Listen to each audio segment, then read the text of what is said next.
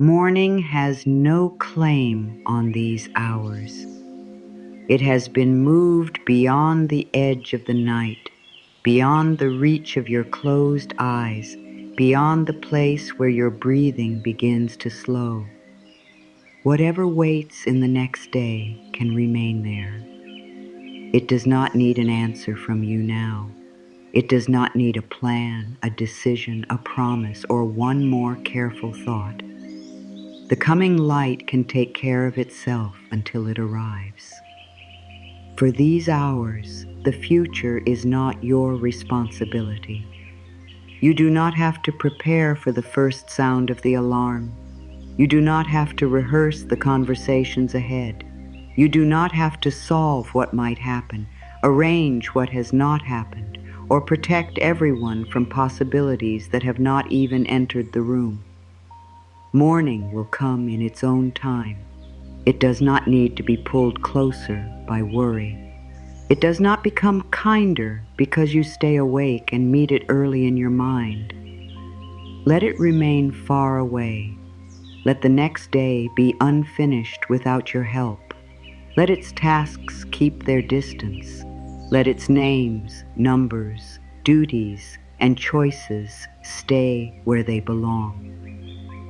There is a clear boundary around this night. Nothing crosses it unless it brings peace. No demand is permitted to follow you into this quiet.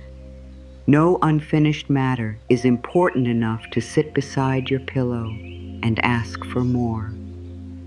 You have already given enough of yourself to the day that has passed. You gave attention when your thoughts were scattered. You answered when part of you wanted silence. You kept moving through moments that asked more energy than you had. You remembered what others needed. You tried to be patient when your nerves were worn thin. You adjusted your face before anyone could see how much effort it took to keep going. Some of what you carried was visible. Much of it was not.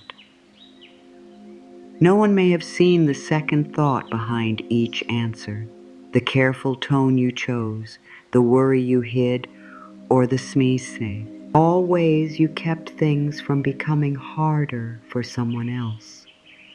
No one may have known how often you postponed your own needs because another person's needs seemed louder. No one may have counted the times you swallowed a sigh, changed the subject, answered kindly, or stayed steady because you believed steadiness was required. You were present in ways that cost you something. You listened while your own mind was asking for quiet. You made room while your own inner space felt crowded. You responded to messages when you wanted to set the phone down. You kept track of details because somebody had to. You remembered the ordinary things that hold a day together: the time, the place, the errand, the meal, the reply, the promise, the small duty that would have been forgotten if you had not carried it. You may have done all of this without calling it effort. That does not mean it was easy. There are kinds of weariness that do not arrive after one great event. They gather through 100 small acts of care. They grow through the constant turning toward what is needed. They deepen when you keep choosing the responsible thing, the patient thing, the sensible thing, even while some quiet part of you longs to be asked what you need. Perhaps nobody asked. Perhaps they assumed you were fine because you have learned how to sound fine. You answered in complete sentences. You showed up. You did what had to be done. You kept your promises as best you could. From the outside, this may have looked like strength. Inside, it may have felt like using the last warm part of yourself to keep the day from going cold. You do not have to keep doing that here. The night is not measuring how well you managed. It is not reviewing your choices or deciding whether you deserve comfort. It is not comparing your unfinished work with someone else's completed work. It does not need a performance from you. It does not ask you to appear calm before it offers quiet. You can arrive exactly as you are. If your thoughts are still active, they can be active for a while. If your chest feels tight, it can take its time. If your body has not yet understood that the day is over, there is no failure in that.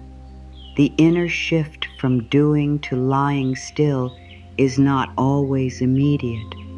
A person can put down every task and still feel the shape of those tasks inside the body. A person can turn off the light and still feel responsible for everything that was left unresolved. Nothing is wrong with you for needing time to come down from the day. You are not doing this badly because your mind is still making lists. You are not weak because one conversation keeps returning. You are not ungrateful because goodness was present and you are still worn out.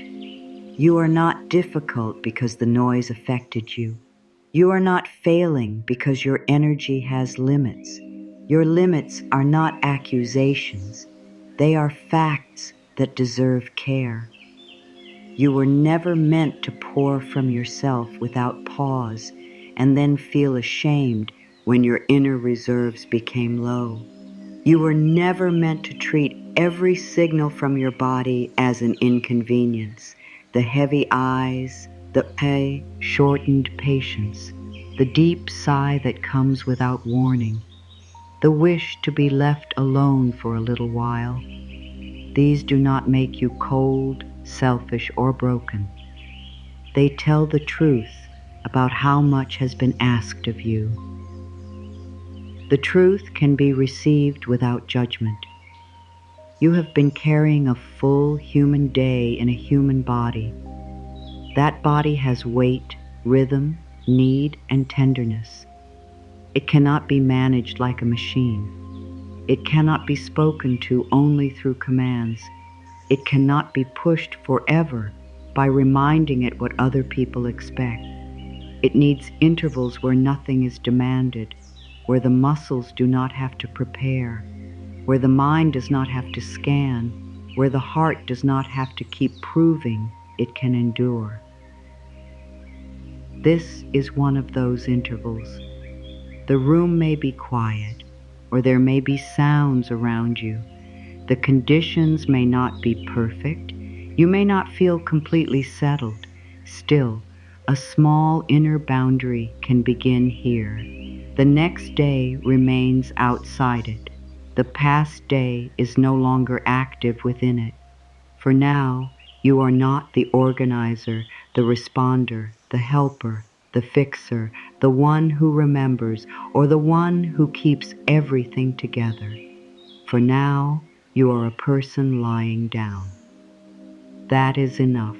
Your phone can become only an object beside you. It does not have to be a doorway into more needs. The screen does not contain anything that must be carried into your final waking moments. Messages can remain unread. News can remain unknown.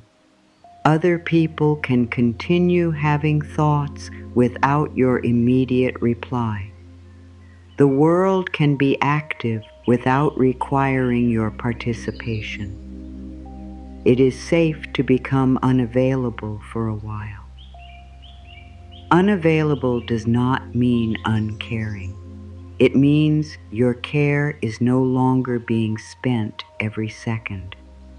Silence does not mean you have abandoned anyone. It means your nervous system is being given fewer things to answer. Lying still does not mean you have stopped trying. It means effort has reached its proper ending for the day. The ending does not have to be dramatic. You do not need a perfect sense of closure. You do not need to understand everything that happened. You do not need to forgive every moment before your eyes close. You do not need to make peace with every person, every mistake, every disappointment, or every unfinished thought. Some things will soften through time rather than through one final decision made at the edge of exhaustion. Let this night be smaller than that. Let it ask only that you stop adding new weight. You can leave the day unedited. You can leave a sentence unsaid. You can leave someone's opinion where it is. You can leave your own regret without picking it up again. You can leave the question that has no answer. You can leave the answer that did not bring relief. You can leave the version of yourself who tried so hard to make the hours go well. That version of you has done enough. You may have wanted to be more patient. You may have wanted to finish more, speak more clearly, respond more wisely, or protect your peace more carefully. You may be replaying one moment and wishing you could return to it with more strength. You may be judging yourself by what you would have done if you had been fully resourced, fully calm, fully supported, and untouched by everything that came before. But you did not live the day under perfect conditions. You lived it with the energy you had. You lived it with old concerns, present duties, unexpected interruptions, private feelings, and a body that was already carrying yesterday. You made choices from within those real conditions. Some choices may need repair. Some words may need a later apology. Some boundaries may need to be clearer. None of that has to be completed now. Accountability can wait for daylight. Reflection can wait until you are steadier. Planning can wait until your thoughts are less crowded. The next right action will still be available after you have been quiet for a while. You are not protecting your mistakes by lying down. You are giving yourself a better chance to meet them with clarity. A depleted mind often speaks in harsh sentences. It says you should have known better. It says everyone else manages more. It says stopping is laziness, quiet is avoidance, and weariness is a personal flaw. These sentences can feel convincing when you have reached the end of your energy. They are not wise enough to guide you now. You do not need to argue with them. You can let them pass without signing your name beneath them. You can hear the old criticism and decline to build your night around it. You can decide that no verdict will be issued while your whole system is asking for care. There is no fair judgment made from depletion. You are not broken. You are worn from using yourself to meet life. You are not failing. You are feeling the cost of attention, responsibility, uncertainty, and love. You are not too sensitive. You have been sensing many things. You are not behind in some moral way. You have been moving at the pace your circumstances required, and that pace may have been too much for too long. This weariness is not proof against you. It is information. It may be saying that you need fewer demands where fewer are possible. It may be saying that a conversation must happen, a boundary must change, a burden must be shared, or a pattern must be seen. It may be saying that your body has been asking in quiet ways for more care, than it has received. Those messages matter, but they do not all need to be answered in the dark. For now, receiving the message is enough. You can say within yourself, I have reached my limit for this day. There is dignity in knowing that. Limits do not erase your love. They protect the part of you that loves. They do not make you less dependable. They help you remain a whole person rather than only a source of help. They do not mean you are giving up. They mean you are stopping before every part of you is emptied. Even if you did pass that point today, there is no blame here. Sometimes people keep going because there is no easy way to stop. Sometimes the work truly has to be done. Sometimes care responsibilities do not pause when energy runs low. Sometimes survival teaches a person to override EV, wry inner signal, because listening once felt unsafe or impossible. It would be cruel to shame you for adaptations that helped you through hard seasons. You deserve understanding for the ways you learned to endure. You also deserve support in learning that endurance is not the only way to live. The body needs ordinary care. The mind needs places where it is not constantly reacting. The heart needs relationships in which it can be honest about its capacity. If exhaustion keeps returning, if burnout has become your normal, or if low mood follows you through many days, care from a qualified professional can matter. Quiet hours can support your well-being, but they are not medical treatment, and you do not have to face ongoing distress alone. Real support is not a sign that you have failed to comfort yourself correctly. It is another form of being cared for.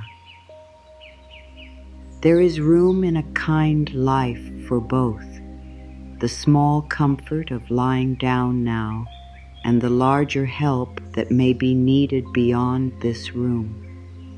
You do not have to choose between tenderness and practical care. You can receive both. You can begin with what is available in this moment and still take your deeper needs seriously. Right now, the available thing is less sound, less light, less reaching, less deciding, less contact with everything that makes your mind move outward. The day trained your attention to travel constantly. It moved toward other people's faces, words, moods, requests, and expectations. It moved toward screens, clocks, schedules, and small alerts. It moved toward what might go wrong and what still needed to be done.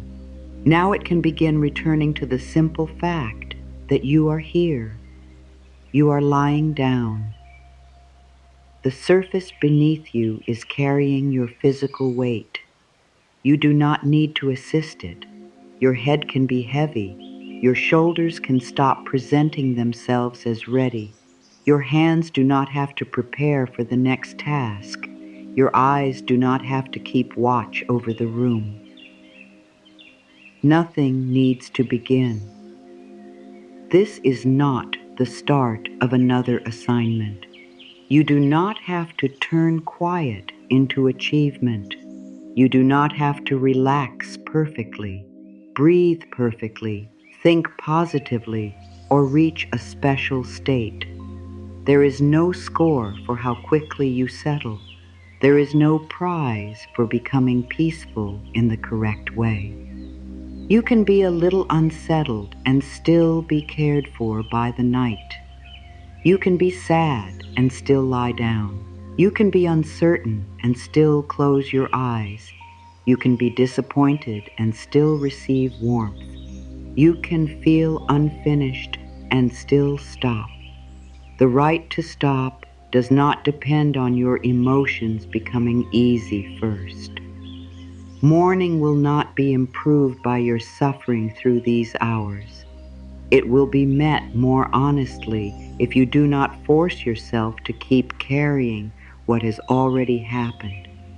The next day does not need a version of you who spent the whole night preparing for it.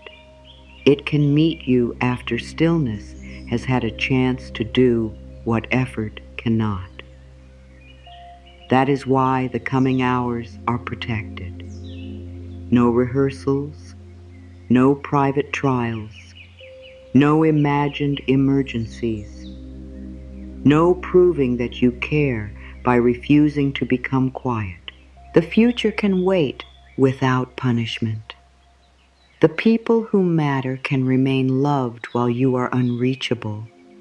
The tasks that matter can remain important without living inside your chest. Your responsibilities do not become more sacred because you carry them through the night. Set them outside the boundary. You do not have to throw them away. You do not have to deny them. You are placing them where they belong until the light returns. This is temporary, and temporary relief still matters. A few hours without carrying everything can be meaningful even when life remains complicated. The day is no longer happening. Its moments are complete. The words that were spoken have been spoken. The decisions that were made belong to the past. The things that did not happen cannot be forced into being now. Your mind may revisit them, but revisiting is not the same as changing them. You are free to stop visiting. You can turn away from the last conversation. You can stop reading the expression on someone's face. You can stop trying to decide what they meant. You can stop searching for the exact point where the mood changed. You can stop asking whether you should have been different. Not forever, only for these hours. That is enough. The next day will have its own strength. You do not have to lend it the strength that belongs to this night. The part of you that has been leaning forward can come back. The part of you that has been preparing can become quiet. The part of you that has been standing watch can learn that nothing is entering here. Morning remains beyond the wall. The night remains around you. There may still be one small part of you that believes vigilance is love. It may believe that staying mentally available keeps everyone safe. It may believe that relaxing your attention will cause something important to be missed. That part does not need to be pushed away. It learned to protect you through readiness, and it may not yet know another way. Speak to it without anger.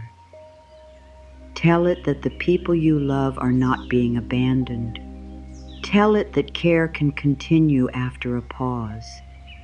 Tell it that no relationship is made stronger by your private collapse. Tell it that you are permitted to be a person with needs, not only a person who anticipates the needs of others. You can appreciate the instinct without obeying it for the next few hours. There may also be a part of you that fears the quiet, because quiet makes feelings easier to hear. During the day, duties can keep sorrow at a distance. Activity can cover disappointment. Conversation can interrupt loneliness. When the room becomes still, what was postponed may seem closer. You do not have to examine any of it now. Feelings are not emergencies merely because they are present. They can remain unnamed. They can sit at the edge of awareness without becoming a project. You can be near your own sadness without explaining it. You can sense anger without building a case. You can recognize fear without following it into every possible future. The night does not require emotional completion. It offers time in which nothing has to be concluded. Your life is larger than this difficult day. Your identity is larger than the way you responded when your energy was low. Your goodness is not decided by one strained hour. Your future is not determined by one mistake, one delay, one awkward exchange, or one task left incomplete. You remain worthy of care while learning. You remain worthy of kindness while correcting. You remain worthy of quiet before everything is resolved. Your only work now is to stop offering yourself to what cannot be helped before daylight. You have spent enough time asking yourself to become stronger than a human being. There is a point at which effort stops being noble and becomes lonely. It happens when you continue carrying more than one person should carry, while quietly believing that needing help would disappoint someone. It happens when you keep adapting to every new demand until you can no longer remember what your own natural pace feels like. It happens when you become so skilled at functioning that even you stop recognizing the cost. That cost may be speaking now. It may be in the way your thoughts keep moving after the room is dark. It may be in the way your jaw stays ready, as though another difficult answer is about to be required. It may be in the way your shoulders remain slightly raised, prepared for news, interruption, or another request. It may be in the strange alertness that appears just when you have finally reached the place where no one is asking anything from you. The body can continue a duty long after the duty has ended. It remembers the posture of the day. It remembers leaning toward voices. It remembers reaching for what was needed. It remembers moving quickly from one thing to another. It remembers waiting for a response, checking the time, listening for a change in someone's tone. It remembers the restraint it took not to speak too sharply. It remembers the pressure behind your eyes when there was still too much left to do. None of these responses make you difficult. They show how faithfully your whole being tried to meet what came. The body does not always know that the final message has been answered. It does not automatically understand that the door is closed, the work has ended, and no one will call your name for a while. It may need repeated evidence that this hour is different from the hours before it. The evidence can be very small. The absence of a screen shining into your face, the weight of your head being carried by the pillow, the fact that your hands are empty, the steady support beneath your back, the next breath arriving without being used to form an explanation. These ordinary things begin to tell a new story. Nothing is being demanded. No immediate response is required. No one is standing before you, waiting for you to decide what happens next. The quiet may not feel believable at first. A person who has been interrupted all day can continue expecting interruption. A person who has carried responsibility for years may not know how to set it down in one evening. A person who has learned to survive through readiness may feel strangely exposed when readiness is no longer needed. You are not behind because calm takes time to become familiar. There are protective habits within you that have worked very hard. They have scanned rooms, studied faces, remembered details, and prepared for outcomes. Some of those habits may have begun so long ago that they feel like your personality. You may call yourself an overthinker, a worrier, or someone who can never switch off. Yet beneath those labels, there may be a part of you that once discovered that careful attention reduced danger, prevented conflict, or helped you feel less helpless. That part deserves compassion. It does not need to be insulted into silence. It does not need to be told that it is ruining everything. It can be thanked for the years it tried to keep you prepared. It can be told that readiness was useful in some places and exhausting in others. It can be assured that no final decision has to be made now. It can learn by degrees that lying still is not the same as losing control. You are not losing control. You are releasing a shift that has ended. There is a difference. Losing control feels like being pulled away from yourself. Releasing effort is a return. It is the movement back toward the center of your own life, where you are not responsible for anticipating every need or preventing every possible difficulty. The return may happen slowly. One thought may loosen while another remains. One muscle may become heavy while another stays guarded. Your breathing may deepen for a moment and then become shallow again. None of this needs correction. The path into quiet is not a straight line. You can move toward it and away from it. You can drift. You can come back. You can forget what you were thinking. You can remember again. Nothing has gone wrong. The night is wide enough to receive this uneven arrival. You do not have to cross from strain into peace in a single step. You can stand between them for a while. You can be partly guarded and partly carried. You can feel the pull of tomorrow while also sensing that tomorrow is not here. This middle place belongs to you. It is where the day's grip begins to weaken. It is where your inner voice becomes less demanding.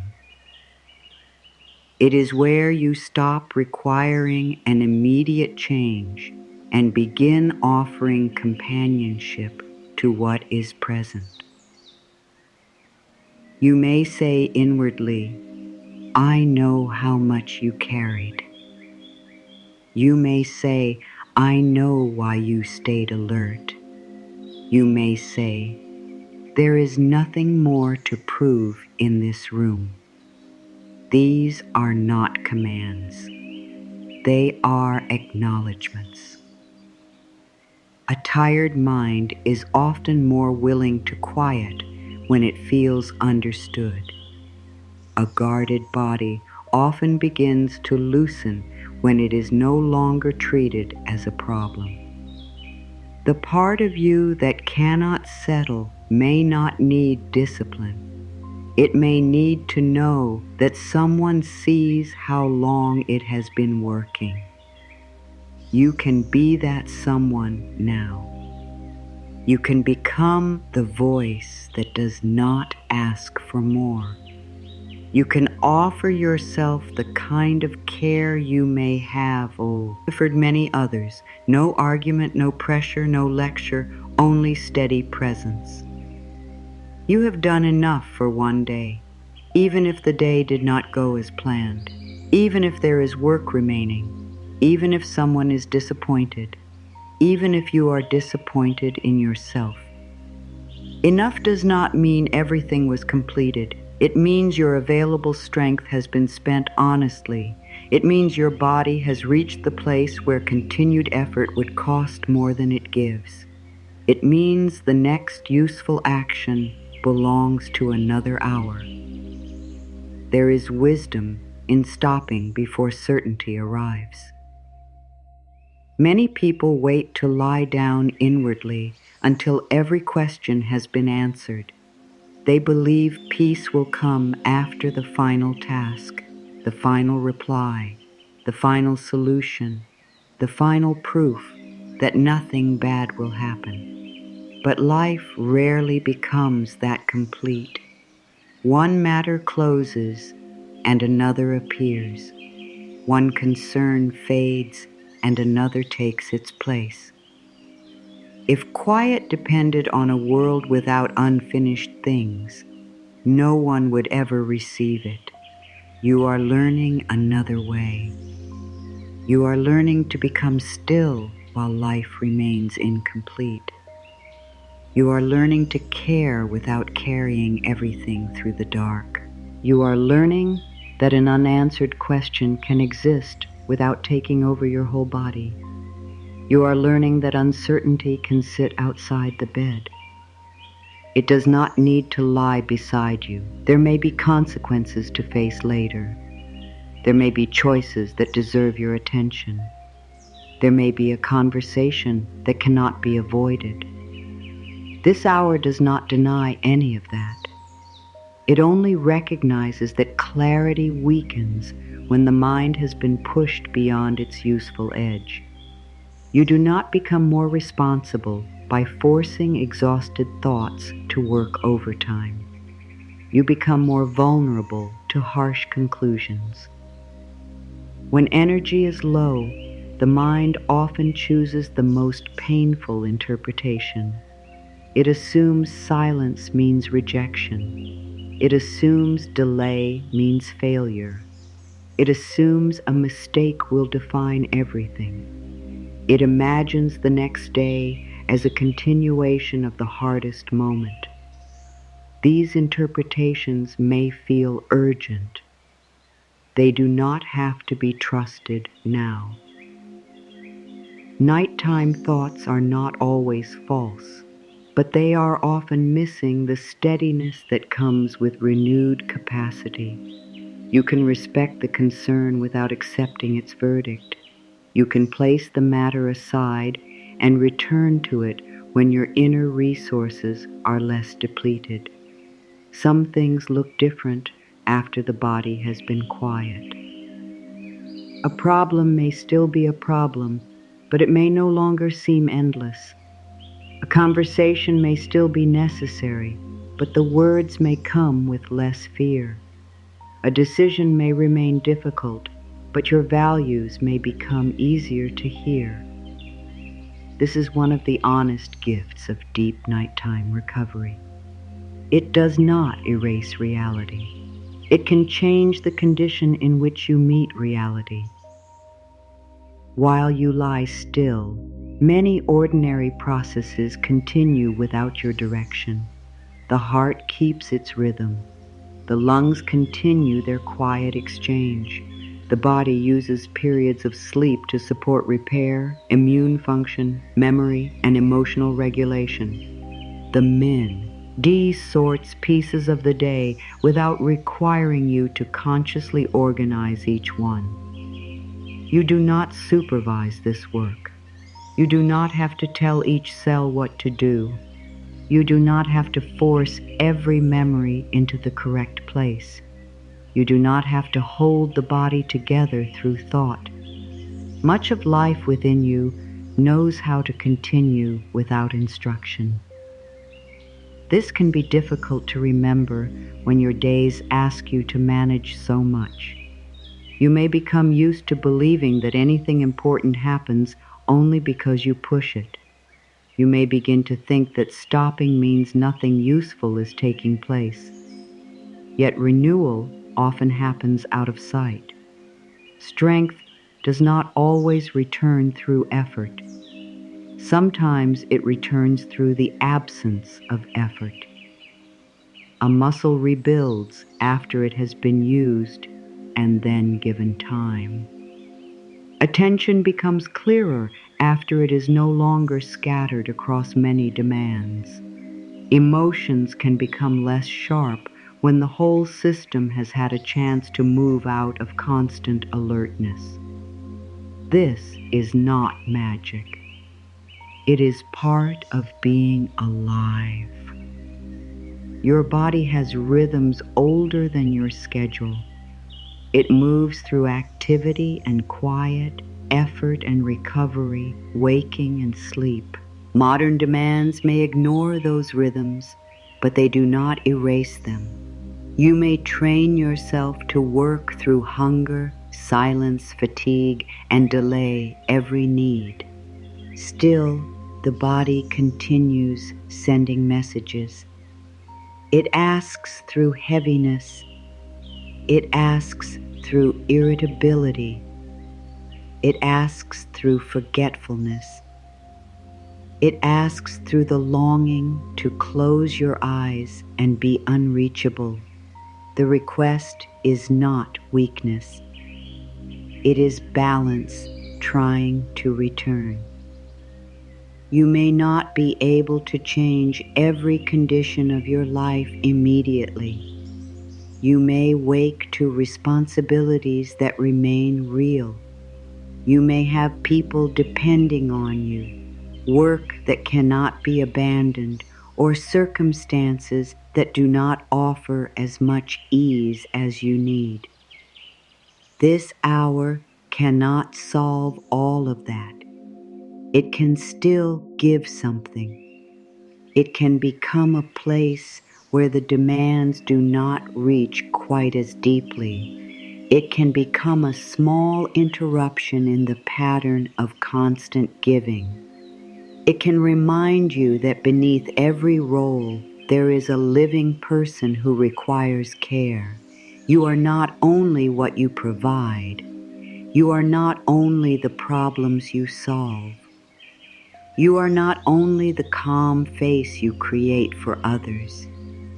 You are someone whose inner life matters even when no one is watching. Your fatigue matters. Your need for quiet matters. The effort it takes to keep going matters. The wish to begin again with a clearer heart matters. None of this needs to be justified through productivity. You do not need to promise that you will work harder after lying down. You do not need to turn recovery into a strategy for giving more. You are not a tool being temporarily placed on a shelf so it can function better for everyone else. You are a person. Care is valuable because you are alive, not only because it makes you useful. This truth may feel unfamiliar. You may have received praise mainly when you were helpful, successful, agreeable, or strong. You may have learned that being needed was the safest way to feel close to people. You may have become skilled at offering care while feeling uncertain about how to receive it. Receiving can feel vulnerable. It asks you to stop directing the moment. It asks you to trust support. It asks you to believe that your worth remains intact when you are not producing, assisting, explaining, or improving. You do not have to master receiving now. You can begin with the support already beneath you. Let the mattress carry what you do not have to carry. Let the pillow take the weight of your head. Let the blanket lie over you without asking you to earn its warmth. These are simple forms of care. They ask nothing in return. You do not have to thank the bed by becoming calm quickly. You do not have to repay the darkness by falling asleep on command. You can remain awake for a while and still be receiving support. The body can benefit from lying quietly even before sleep arrives. The muscles are no longer moving through the day's tasks. The eyes are no longer taking in as much light and information. The hands are not reaching, typing, carrying, or preparing. The spine is no longer asked to keep you upright. There is already less effort. Let that be enough for this moment. You do not have to search for a dramatic wave of peace. You can recognize the smallest reduction. One fewer thing in your hands, one fewer demand in the room, one fewer face to read, one fewer choice to make. The nervous system learns safety through repetition, not through force. It learns from many moments in which the feared interruption does not come. It learns from breaths that pass without crisis. It learns from darkness that remains quiet, from a door that stays closed, from a body that lies down and discovers it is still here. You can give it those moments now. Nothing urgent has entered. The future has not crossed the boundary. The next day remains outside. You are here. This breath is here. The surface beneath you is here. The longer exhale that sometimes comes on its own is here. You do not have to create a perfect feeling of safety. You can offer enough evidence for one breath, then another. A whole life does not have to become secure before the body releases 1 degree of tension. 1 degree matters. A jaw that presses less tightly matters. A forehead that smooths for 2 seconds matters. A hand that opens without being told matters. Small changes are still changes. You may not feel them clearly. That is all right. Not every process needs to be witnessed in order to be real. You do not watch the body digest a meal. You do not consciously direct every heartbeat. You do not observe each memory settling into place. Much happens beneath awareness. This is where trust can begin. Not trust that everything will go exactly as you want. Not trust that hardship will disappear. Trust that you do not have to personally manage every process through the night. Trust that the body contains wisdom you did not invent. Trust that quiet can support what effort has strained. Trust that the next day can be met after these hours have passed. You are not abandoning tomorrow. You are refusing to enter it before its time. The difference is important. Abandonment leaves something uncared for. Waiting respects the order of things. Morning belongs after night. Decisions belong after capacity returns. Action belongs after the part of you that acts has been given a chance to become less burdened. The world may praise immediate answers. Your body understands seasons. It understands that growth is not constant movement. It understands withdrawal. It understands shelter. It understands the value of a protected interval when nothing visible appears to be happening. There are creatures that survive the hardest months not by fighting every storm, but by going beneath it. They do not stand exposed and prove their strength to the wind. They move toward cover. They enter the deep quiet of the earth. They let the season rage above while life continues below. Somewhere in the cold, snow begins to gather. At first it is only a thin white layer over the ground. Then more falls. The surface changes. Paths disappear. Sharp edges become rounded. The restless world above grows pale and quiet. Below that surface, the earth is darker, still protected. A bear has found the place prepared for winter. The entrance is low and narrow, just wide enough for the body to pass through. Beyond it, the space widens into a chamber formed by packed soil, roots, stone, and earth. There is no bright view of the world outside. There is no need for one. The den does not ask the bear to watch the weather. It does not ask the bear to count each snowfall. It does not ask whether the wind is growing stronger. The shelter has one purpose: to keep life below the storm. As winter deepens, snow continues to rise above the hidden chamber. 1 foot, 2 feet, more. The surface becomes a vast white silence. Wind crosses the land. Ice forms. Branches bend under weight. The season is active above. Below, another kind of time has begun.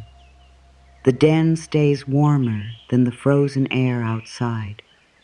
The snow itself becomes part of the shelter, trapping pockets of air and forming a thick cover over the resting place. What looks cold from above helps guard warmth below. 6 feet of snow may lie over the hidden chamber. The whole world may appear buried. Still, life remains underneath, breathing, waiting, using almost nothing. The bear does not rise each hour to check whether spring is closer. It does not worry that lying still will make it unworthy of the next season. It does not feel guilty because the forest continues without its effort. The den is not a place of failure. It is a place where survival becomes quiet. This image can stay near you without asking you to become anything other than what you are. You do not need to picture every detail perfectly. You can let the simple truth remain. There is a protected place beneath the weather. Above, the season moves. Below, the sleeper is sheltered. Above, wind travels across the snow. Below, warmth is kept. Above, the visible world looks still and empty. Below, the body continues its hidden work. You have spent much of the day above the surface. You have met the wind. You have moved through the cold demands of the hours. You have crossed exposed places with no clear shelter in sight. Now the entrance is near. You do not have to bring the whole day inside. The den is small for a reason. There is room for your body. There is room for your breathing. There is room for the quiet work that takes place when effort ends. There is no room for tomorrow's schedule. There is no room for the conversation you keep replaying. There is no room for everyone's expectations. Those things remain above the snow. They cannot follow you through the narrow entrance unless you carry them. You can leave them outside. They may still exist when morning comes. For now, they are beyond the walls. The den does not solve the winter. It does not argue with the storm. It offers separation. That separation is enough. You can sense the value of walls that do not need to be defended. Walls made by earth, snow, darkness, and distance. Walls that do not trap you, but keep the harshest weather from reaching the part of you that needs to recover. Your night can have walls like these, not visible walls, a boundary made of fewer thoughts, a boundary made of the phone lying face down, a boundary made of closed eyes, a boundary made of the decision not to answer the future before it arrives. Morning respects this boundary. It does not dig through 6 feet of snow to demand a plan. It waits beyond the season of darkness. It knows its time will come. You do not have to call it closer. For now you are moving below the surface, away from the wind, away from the exposed ground, away from the place where every sound requires attention. The chamber is quiet. The earth carries its own deep warmth. The snow above is thick enough to soften the world. Nothing must be conquered here. Nothing must be explained. There is only the gradual remembering that a body can be still and remain safe. The storm may continue. The sleeper remains below. The night may deepen. The shelter remains. Morning may be coming. It can wait. The snow above does not need to disappear for the den to remain safe. Winter can continue across the surface. Wind can travel over the buried entrance. Fresh layers can fall through the darkness and settle over everything that was visible before. The storm does not have to calm before the body below can become quieter. This matters. You may have believed that you could only become peaceful after your circumstances changed, after the pressure eased, after the person understood, after the work was finished, after the answer arrived, after the uncertainty ended. But the hidden chamber offers another truth. The world above can remain unresolved while the place below becomes still. You do not need to repair the entire season before you lie down. You do not need to clear the snow with your own hands. You do not need to stand at the entrance and guard against every sound. The thick white covering is already doing what it does. It muffles the movement above. It traps pockets of warmer air close to the earth. It reduces the sharpness of the outer cold. What seems like weight from the surface becomes protection around the chamber. There may be weight over your life too. Responsibilities, expectations, old sadness, new uncertainty, the need to be dependable, the fear of letting someone down. You do not have to pretend these things are light. You do not have to rename hardship as a blessing before you are permitted to become quiet. Some burdens are genuinely heavy. Some seasons ask too much. Some losses do not become easier merely because kind words are spoken around them. The den does not deny winter. It gives the body a place beneath it. That is what this hour can become. Not a denial, not an escape from everything that matters. A protected interval in which your whole being is not exposed to every demand at once. The bear is not thinking about how impressive the storm looks from outside. It is not measuring the depth of the snow. It is not comparing this winter with a warmer one from long ago. It is not blaming itself because the season arrived. It is inside. Its body is curled within the earth. Its breathing has slowed. Its needs have become few. There is wisdom in having fewer needs for a while. You do not need entertainment. You do not need one more answer. You do not need to know what everyone else is doing. You do not need to improve the day that has ended. You need warmth enough, darkness enough, support enough. Time enough for your inner systems to stop responding to what is no longer happening. The word enough may feel hard to trust. You may be used to believing that enough is always farther away.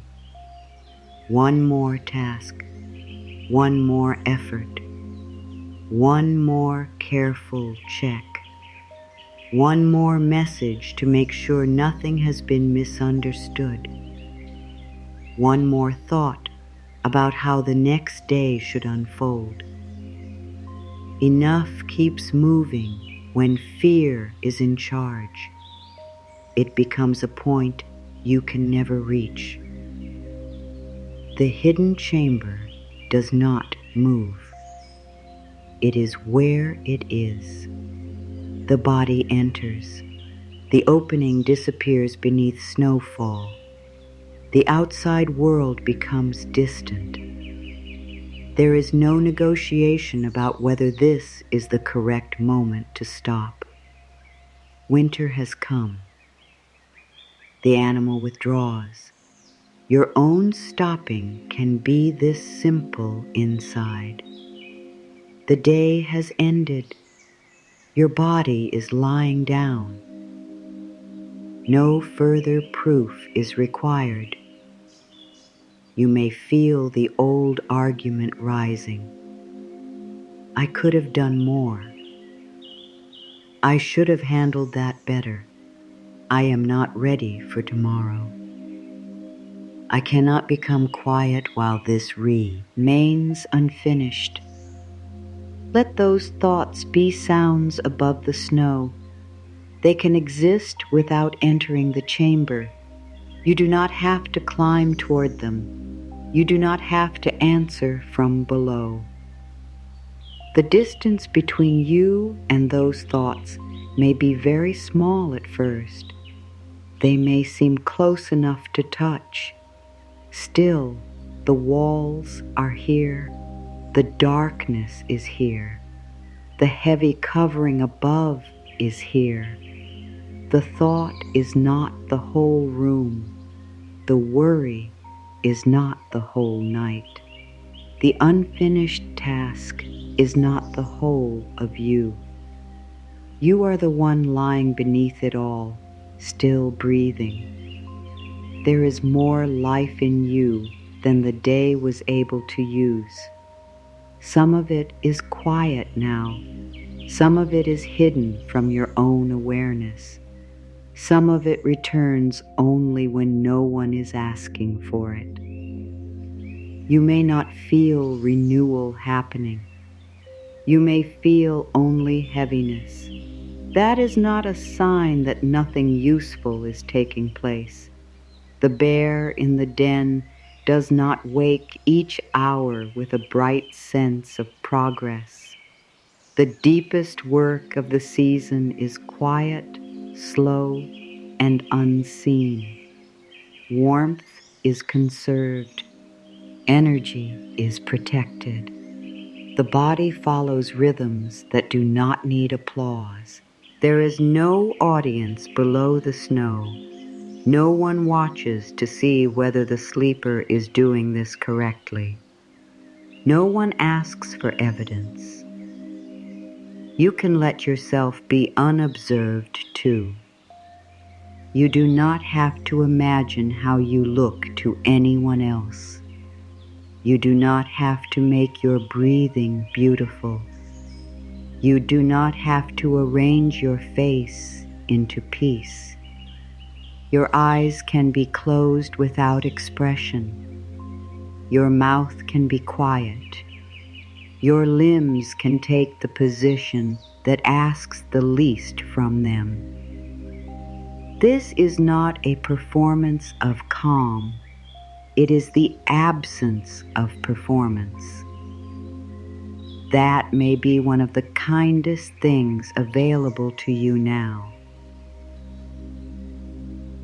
You have performed capability in many places. You have made yourself understandable when your feelings were complicated. You have made yourself pleasant when you needed distance. You have made yourself productive when you needed care. You have made yourself useful because usefulness seemed safer than asking to be carried. None of that follows you into the den. The snow does not know your job. The earth does not know your role in the family. The darkness does not know who expects a reply. The chamber receives only a living body that has reached the end of its available strength. That body belongs here. No explanation is needed, no resume, no promise to become better, no reason why the day affected you as much as it did. The threshold is narrow because only what is essential can pass through it. Your breath passes, your heartbeat passes, your weariness passes, your need to be cared for passes. Everything else can remain outside. Even your self-judgment can remain outside. It may pace over the snow for a while, looking for a way in. It may remind you of standards you did not meet. It may say you have not earned a quiet night. It may insist that other people are carrying more. The entrance is closed. There is no opening for comparison here. Your body does not need to win a contest before it can receive care. Pain does not become valid only when it is the greatest pain in the world.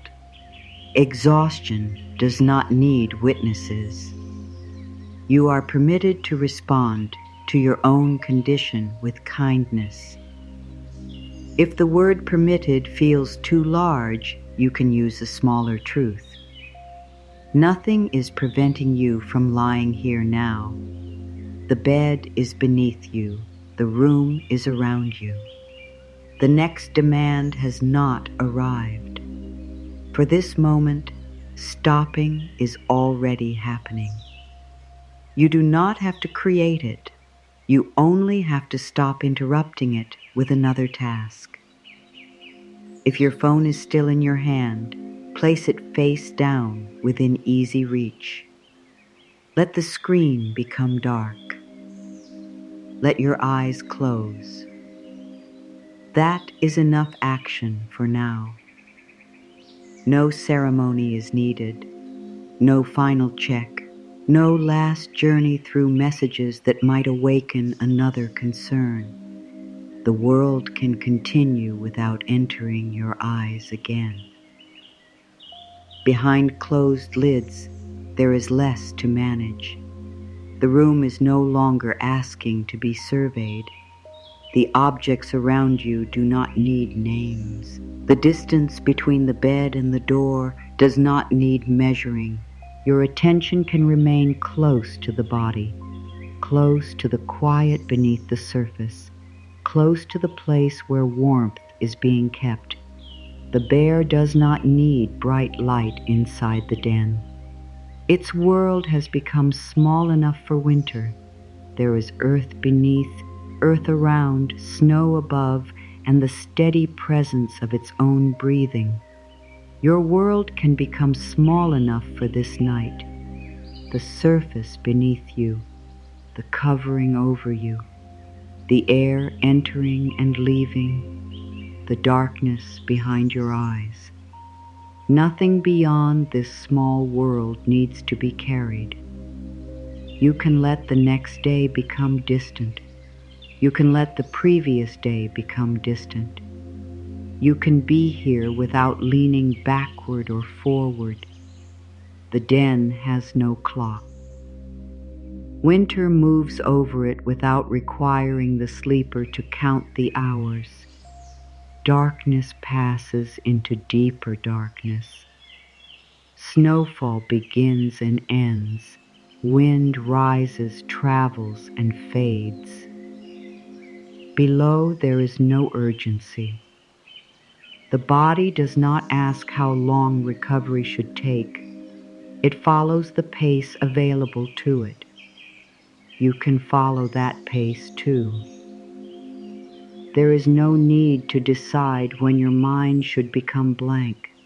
It may not become blank at all. Thoughts can continue appearing in the darkness. The aim is not to prevent them. The kindness is in refusing to climb after each one. A thought may appear about tomorrow. Let it remain above. A thought may return from earlier. Let it remain above. A name may come to mind. A sentence, a face, a worry. They can move across the white surface while you remain below. You are not required to follow tracks through the snow. You are not required to investigate every sound.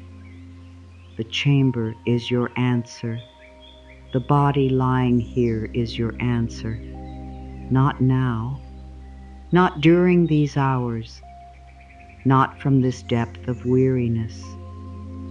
There will be another time for thought.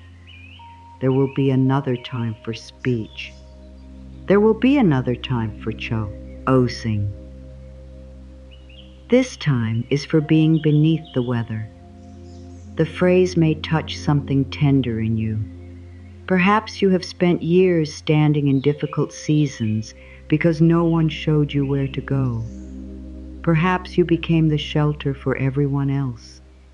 You absorbed their fear, listened to their pain, solved what you could, and tried to keep the worst of the cold from reaching them. You may have become so accustomed to offering protection that receiving it feels almost impossible. Still, the den remains around you. You do not have to believe in it completely. You can begin with 1% of willingness. A small opening toward the possibility that you do not need to stay exposed all night. A small willingness to stop reviewing the day. A small willingness to trust the bed with more of your weight. a small willingness to let one part of the body become less ready. You do not need to say, "I am completely at peace." You can say, "I am willing to loosen one small part." That is enough for resistance. It does not have to surrender. It only needs a smaller job. Instead of guarding the whole future, it can remain near one breath. Instead of solving the whole day, it can let one moment pass without analysis. Instead of demanding total release, it can accept a little less pressure. You are not forcing the guarded places to open.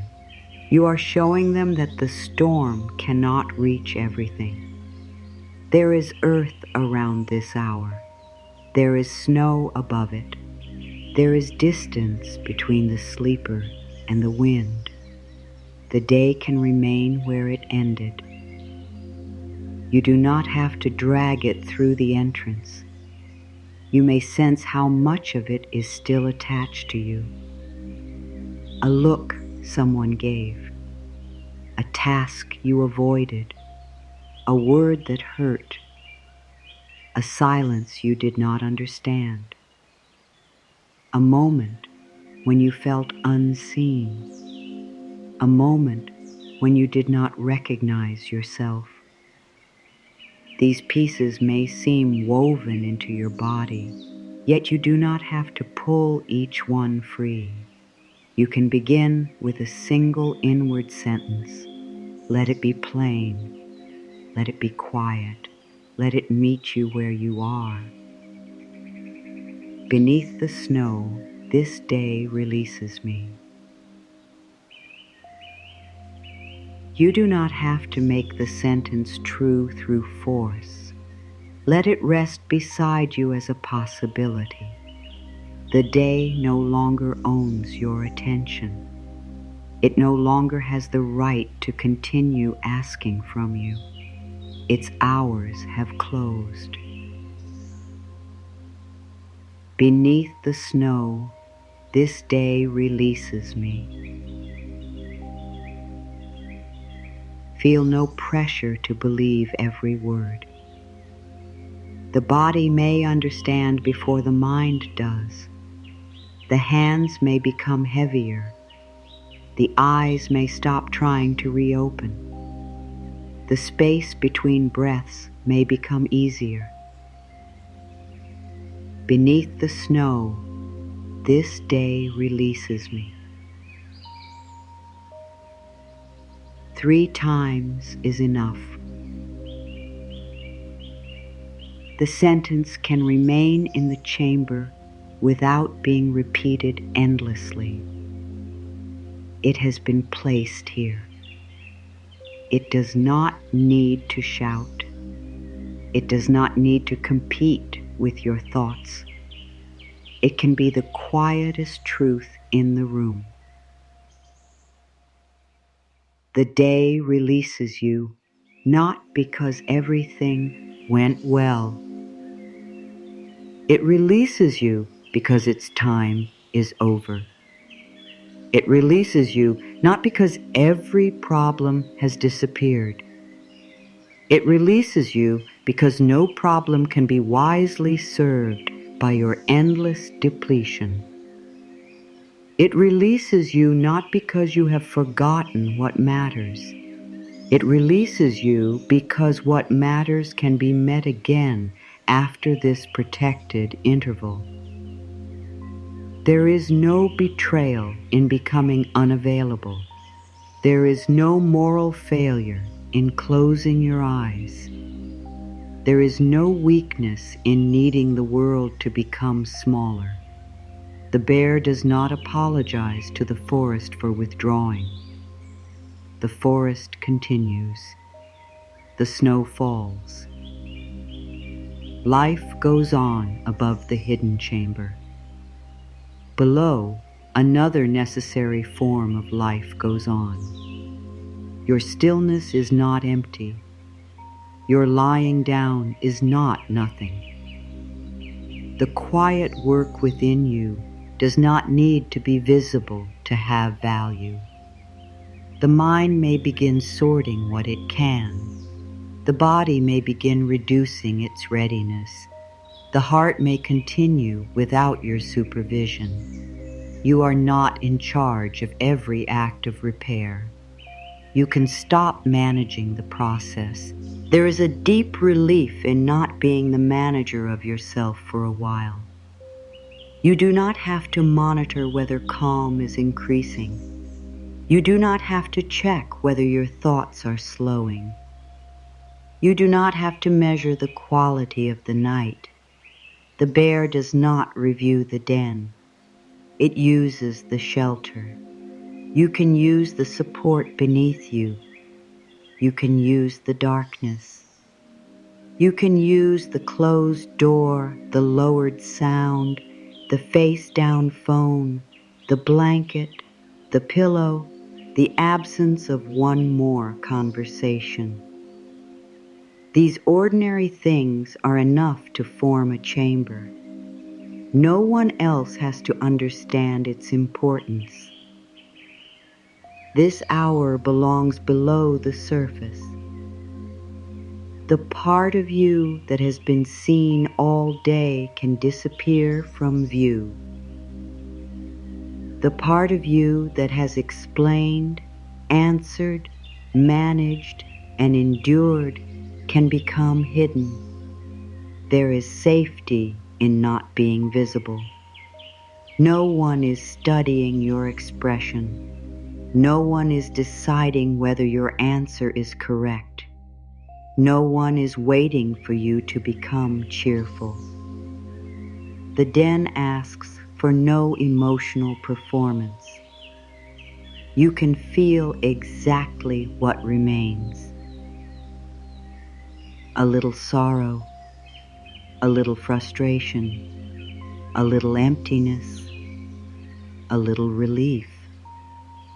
Contradictory feelings can lie in the same darkness.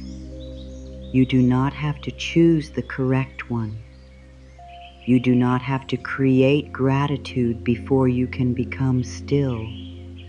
You do not have to remove anger before you deserve warmth. You do not have to transform sadness into wisdom before the night receives you. The chamber has room for what is real. It does not have room for the entire outer world, but it has room for you, all of you. The part that tried, the part that withdrew, the part that spoke well, the part that wishes it had chosen different words, the part that cared deeply, the part that wanted to stop caring for 1 hour because it hurt too much. Nothing human in you is refused. Winter does not ask the bear to be inspiring. It asks only that the body follow its need for shelter. You can follow one honest need now, the need to stop, the need to be quiet, the need to let darkness cover what does not need to be seen, the need to begin no new thing. Let the snow continue gathering above. Let it cover the paths that led back into the day. Let it cover the tracks of every demand that tried to follow you. Let it cover the places where your mind keeps walking in circles. By morning, the landscape may look different, not because the past has changed, because you will not be standing in the same hour. You will meet what remains from another place in time. For now, the path is hidden. You cannot walk back into the day. You do not need to. The entrance has disappeared beneath the white covering. The wind moves over it without finding you. The cold remains above. The warmth remains below. Your breathing continues in the chamber. There is nothing more to carry inside. There is nothing more to explain. There is nothing more to prepare. The season can rage where you are not. You are beneath it. You are out of sight. You are supported by the quiet earth. Morning remains far beyond the snow. Let it wait. The chamber is quiet enough for your body to stop explaining itself. It has carried messages all day without words.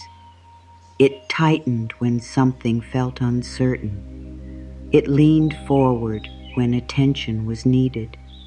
It kept back tears when there was no private place for them. It kept your voice steady when your inner world was not steady at all.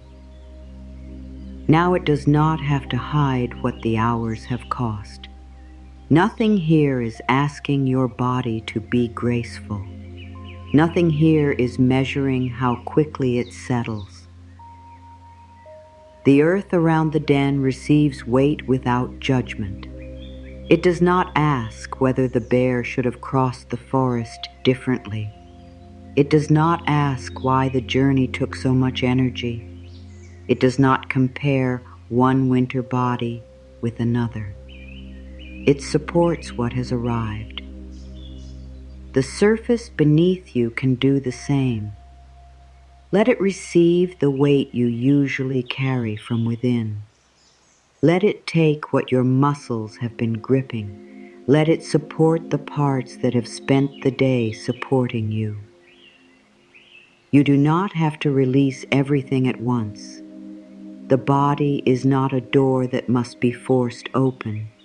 It is more like the warmth kept deep under the snow. It may return by degrees. It may gather slowly. It may begin in one small place while another place remains guarded. That is enough. Begin near the top of your head. This part of you has been under invisible pressure. Thoughts have crossed it all day. Plans, names, reminders, concerns, and unfinished conversations have passed through again and again. Even now, there may be a sense of activity near the crown, as though the mind is still searching for the last thing it forgot. There is nothing to search for here. The den has no shelf of missing tasks. The snow has covered the path back. Thank the top of your head for carrying the noise of the day. Let the crown release on the exhale. The scalp may have been tense without your knowing. Tiny muscles may have stayed ready around the hairline.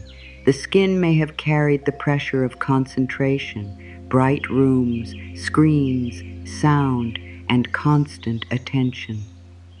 It does not need to stay ready. Let the scalp loosen on the exhale.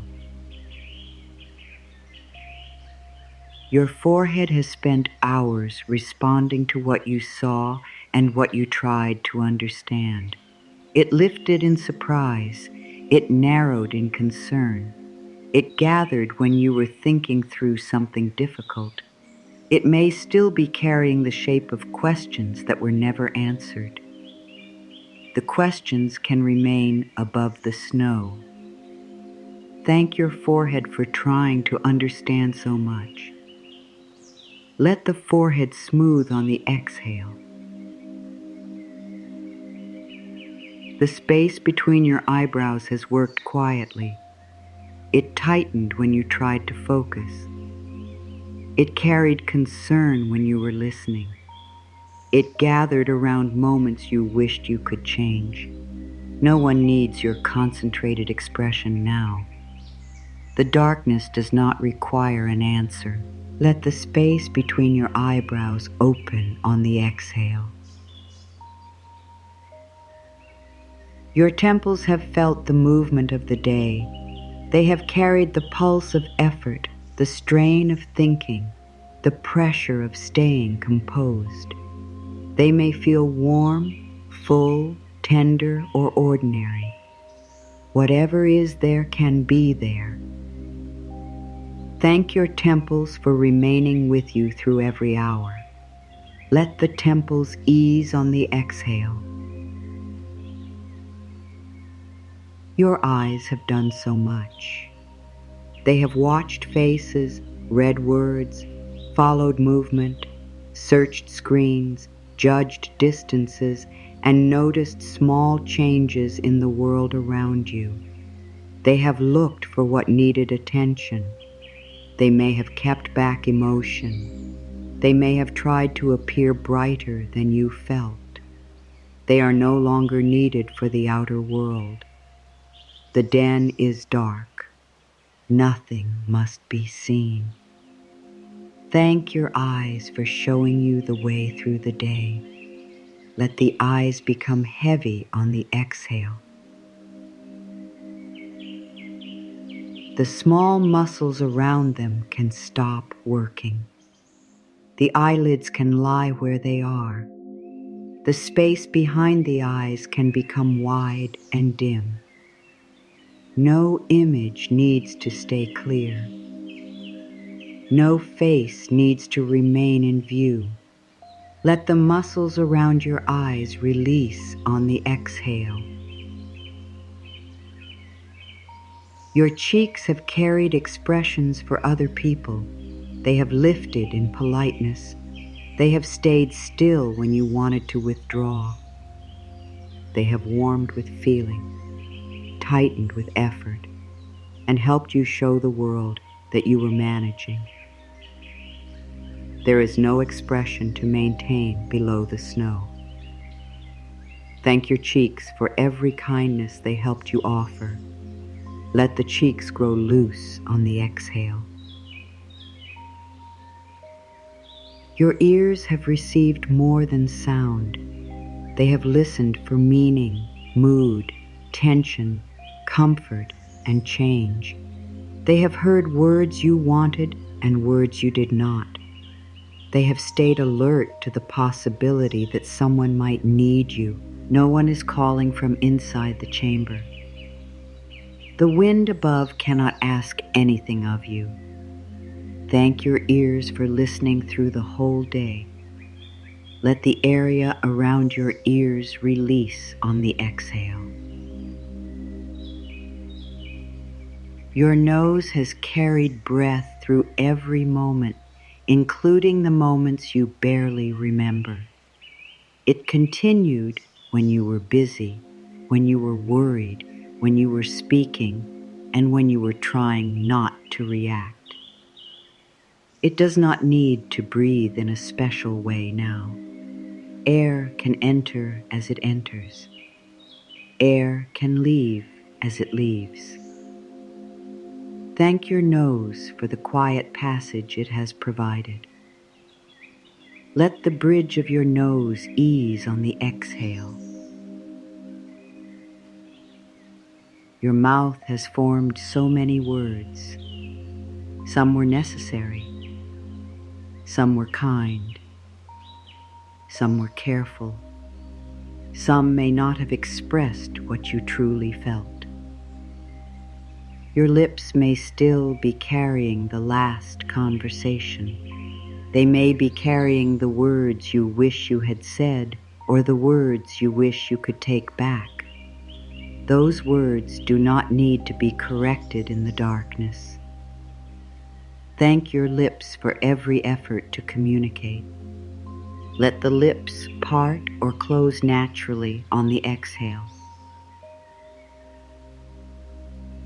Your tongue has worked without pause. It shaped speech, helped you swallow, and pressed against the roof of your mouth when you kept something back. It may be braced even now, ready to speak to a world that is no longer in the room. There is nothing to explain. There is no answer waiting. Thank your tongue for helping you through every conversation. Let the tongue lie loose on the exhale.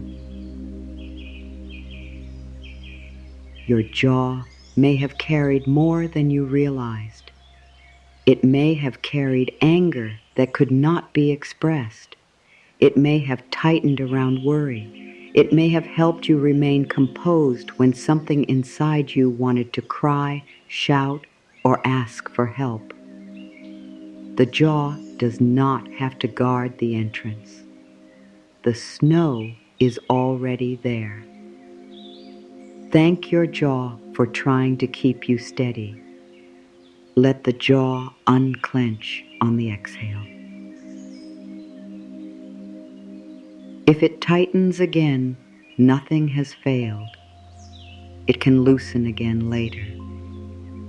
It can remain partly guarded while the rest of you becomes heavier. No force is needed. Your chin has helped hold your face toward the world. It may have lifted when you needed courage. It may have trembled when feeling came close. It may have stayed firm so others would not see how tender the moment was. There is no audience here. Thank your chin for every act of quiet courage. Let the chin become easy on the exhale. Your throat has carried spoken words, swallowed emotion, and kept breathing through moments that felt hard. It may hold the memory of what was unsaid. It may feel open, tight, dry, warm, or neutral. It does not have to reveal anything now. It can remain silent without being silenced. Thank your throat for carrying your voice. Let the throat soften on the exhale. The back of your neck has spent the day balancing your head. It has turned toward voices, screens, traffic, doors, and sudden sounds. It has kept your attention upright when you wish to lean back. Now the pillow has taken over. The neck does not need to keep you ready. Thank the back of your neck for its steady work. Let the back of the neck release on the exhale. The sides of your neck may still be carrying the effort of control. They may be pulling slightly, guarding the head, preparing for movement. There is nowhere you need to turn. The chamber is complete around you. Let the sides of the neck lengthen on the exhale. Your shoulders have carried the shape of responsibility. They may have risen each time another demand appeared. They may have carried the weight of being dependable. They may have drawn inward when you felt hurt and stayed broad when someone else needed reassurance. These shoulders have done more than move your arms. They have helped you wear courage. They have helped you carry strain without showing it. Thank your shoulders for everything they bore. Let the shoulders drop on the exhale. They do not have to drop far. A fraction is enough. A tiny widening across the collarbones is enough. A little more contact with the surface beneath you is enough. The snow above is not asking the chamber to become larger. It only covers what is already there. You do not have to create a dramatic change. Let your right shoulder become heavier on the exhale. Let your left shoulder become heavier on the exhale. Your collarbones have framed the upper chest through every breath. They may have lifted during worry and drawn inward during effort. They have been part of each moment you braced yourself. Nothing is arriving, no news, no request, no need to prepare. Thank your collarbones for protecting this tender area. Let the space across the collarbones widen on the exhale. Your upper back has kept you upright through the day. It worked when you sat, stood, walked, reached, carried, and leaned toward what mattered. It may have become tired from hours of being dependable. Now it can meet the bed more fully. It does not have to hold you away from support. Thank your upper back for its quiet endurance. Let the upper back spread on the exhale. The muscles between your shoulder blades may have been working in secret. They tightened around tasks, posture, and concern. They may feel like small knots or a broad band of pressure. They do not need to be untied all at once. Let the space between your shoulder blades release on the exhale. Your right upper arm has lifted, carried, reached, and helped. It has moved through ordinary acts so often that its effort may have gone unnoticed. Thank your right upper arm for every task it completed. Let the right upper arm grow heavy on the exhale. Your left upper arm has done its own quiet work. It has carried, steadied, moved, and reached through the day. Thank your left upper arm for staying beside you. Let the left upper arm grow heavy on the exhale. Your elbows have bent toward duty again and again. They have helped bring the world closer and push it away when needed. They can remain still. Thank your elbows for their faithful movement. Let both elbows release on the exhale. Your forearms have carried bags, cups, phones, papers, tools, food, and the small objects that make a day function. They have worked near the center of nearly every task. Nothing needs to be carried now. Thank your forearms for their strength. Let the forearms become quiet on the exhale. Your wrists have adjusted with every reach. They have turned, lifted, typed, opened, closed, and balanced more times than you could count. They do not have to remain poised. Thank your wrists for their flexibility. Let both wrists loosen on the exhale. Your hands may be the clearest record of what you gave today. They may have worked for you and for others. They may have prepared, cleaned, lifted, sent, received, soothed, supported, organized, or repaired. They may have stayed busy even while your mind was asking for a pause. The hands can be empty now. Nothing is missing from them. Nothing needs to be carried through the night. Thank your right hand for all it offered.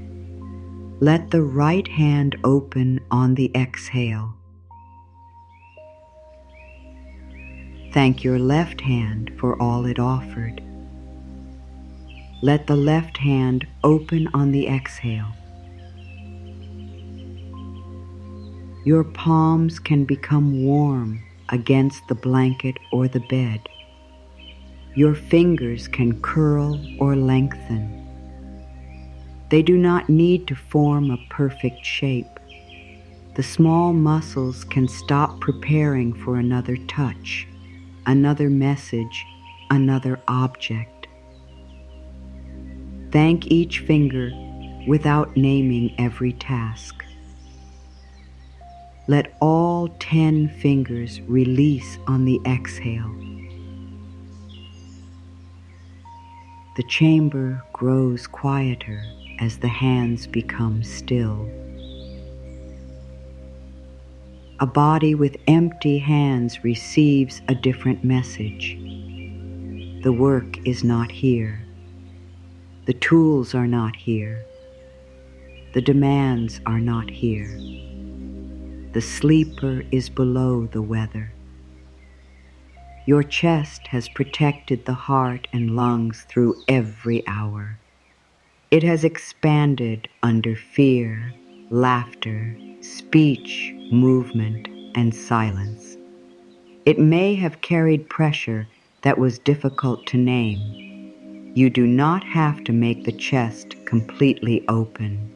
You do not have to take the deepest breath possible. The next breath can be ordinary. Thank your chest for making room for life. Let the chest release a little on the exhale. Your ribs have moved thousands of times without asking for recognition. They have widened and narrowed around each breath. They have protected what is tender within.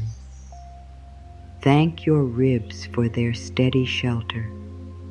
Let the ribs settle inward on the exhale.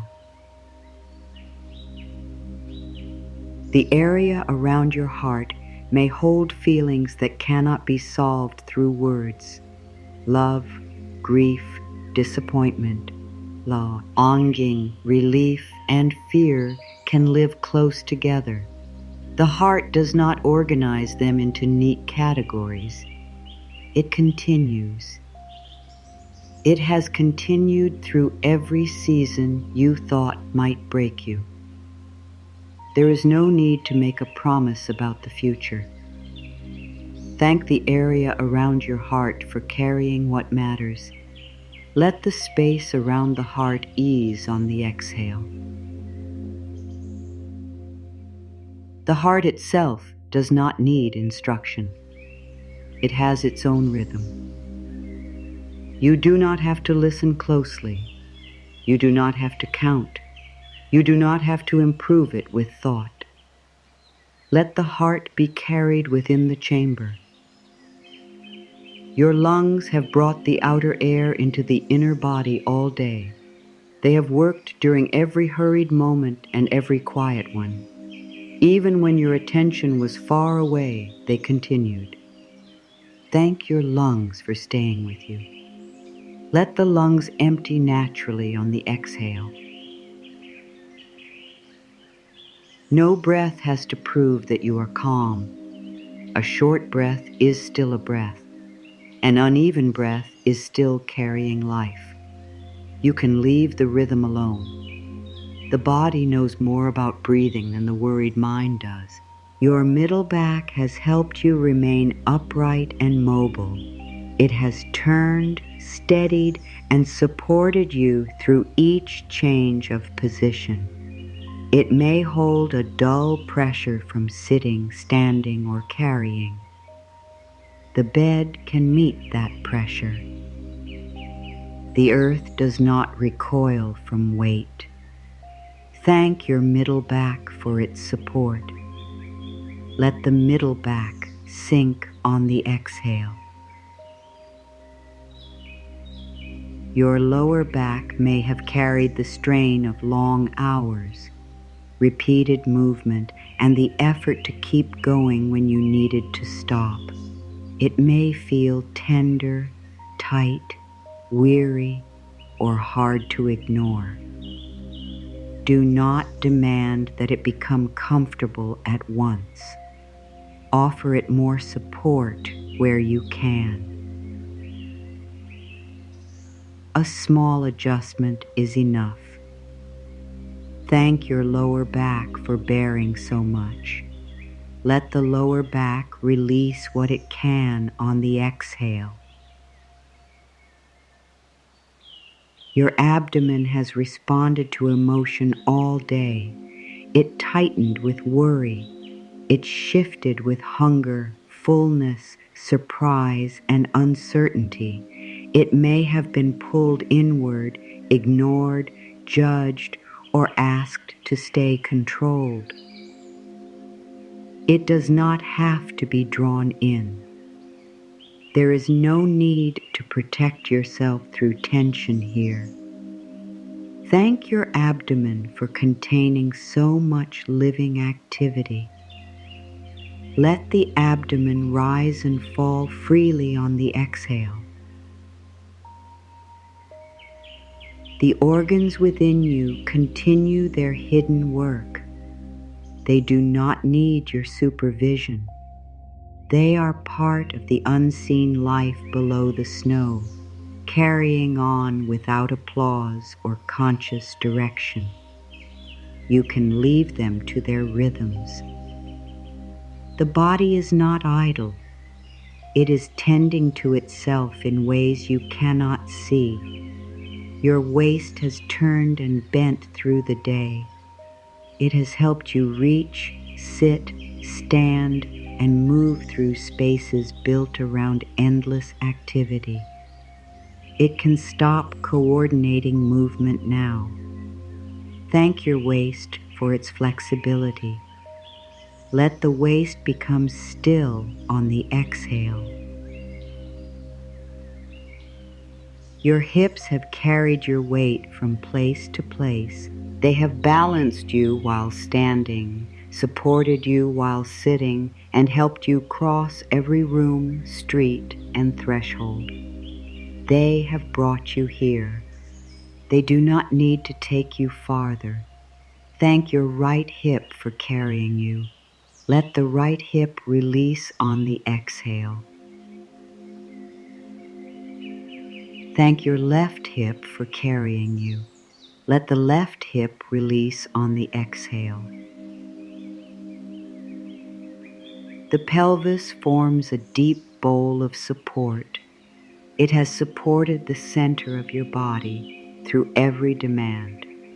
It may carry old bracing, old fear, or the simple strain of a long day. The chamber beneath the snow is broad enough to receive this center. Nothing needs to be pushed away. Thank your pelvis for supporting your foundation. Let the pelvis become heavy on the exhale. You may sense more of your body touching the bed now, or you may not. There is no test. The work of this hour does not depend on sensation. Each area has been thanked. Each area has been offered the chance to release. Some will accept quickly, some will remain watchful. They all belong. The bear does not wait for every muscle to become peaceful before remaining in the den. It curls into the position that conserves what it can. It lets the chamber do part of the work. You can let the bed do part of the work. You can let darkness do part of the work. You can let the covered world above become distant. You do not have to keep checking whether morning is closer. It remains beyond the snow. The upper half of your body has carried voices, expressions, choices, and countless acts of reaching. Now the reaching can end. Your face is no longer turned toward the day. Your hands are no longer full. Your shoulders are no longer presenting strength. Your chest is no longer preparing for the next demand. You are here, lower in the chamber, heavier against support, less visible to the world. The snow continues to gather without disturbing you. The wind continues above without finding you. The warmth remains close to the body. Nothing has to be finished before the lower half of you is invited into the same quiet. The path ahead is not far. It moves down through the hips, through the legs, through the feet that carried you across the day. There is no need to hurry toward the end. The night has time. Morning is still outside. The chamber is still around you. The body can continue becoming heavy, one faithful part at a time. Your lower body has carried you through every place the day required. It stood when you needed to remain present. It walked when you wanted to stop. It shifted from one task to another, often without being thanked. It kept your balance while your attention was somewhere else entirely. Now, there is nowhere else to go. The den has already received you. The path above is covered. Your body can stop preparing to rise. Begin with the right thigh. It has helped lift, step, bend, sit, and stand. It has carried your weight through rooms, streets, stairs, and ordinary distances that added up across the hours. It may feel heavy, restless, warm, cool, or difficult to sense. Nothing needs to change quickly. Thank your right thigh for every step it supported. Let the right thigh sink on the exhale. The left thigh has worked beside it, sharing the movement of the day. It helped you remain balanced when life itself did not feel balanced. It carried you forward through moments you might not have chosen, but still had to cross. Thank your left thigh for staying with you. Let the left thigh sink on the exhale. Both thighs can become less ready. They do not have to lift you. They do not have to brace for standing. They do not have to carry you into the next day before it arrives. Let the weight move downward. Let the bed receive more. Your knees have bent thousands of times in service of movement. They have lowered you, raised you, steadied you, and adjusted to changing ground. They may have carried strain quietly while you focused on everything else. There is no ground to navigate here. No step is waiting. Thank your right knee for its faithful work. Let the right knee loosen on the exhale. Thank your left knee for its faithful work. Let the left knee loosen on the exhale. The backs of the knees can become easy. The fronts can stop preparing. The small structures within them do not need to be understood. They only need support. Your lower legs have kept you upright through long stretches of the day. They have moved under desks, along paths, beside other people, and through every place where you were needed. They may hold a subtle readiness, as though they expect another call to movement. No call is coming into the chamber. Thank your right lower leg for carrying you. Let the right lower leg grow heavy on the exhale. Thank your left lower leg for carrying you. Let the left lower leg grow heavy on the exhale. Your calves may have tightened through standing, walking, hurrying, waiting, or keeping yourself steady. They have helped push you forward even when the rest of you felt uncertain. They can stop pushing. Thank your calves for their strength. Let both calves release on the exhale. Your shins have faced the outer world with every step. They have been part of each movement toward duty, each return home, each crossing from one moment into another. The crossing is complete. Thank your shins for helping you arrive. Let both shins become quiet on the exhale. Your ankles have adjusted constantly. They have balanced you over uneven surfaces, changed direction, and carried the small corrections that kept you moving without falling. They do not have to correct anything now. The surface beneath you is steady. Thank your right ankle for its balance. At the right ankle, loosen on the exhale. Thank your left ankle for its balance. Let the left ankle loosen on the exhale. Your heels have met the ground again and again. They have received your weight and passed it forward. They may still remember the firmness of floors, shoes, roads, and long hours. There is no hard ground beneath them now. Thank your heels for every landing. Let both heels settle on the exhale. Your feet have carried the whole story of the day. They moved toward what mattered. They moved away from what was complete.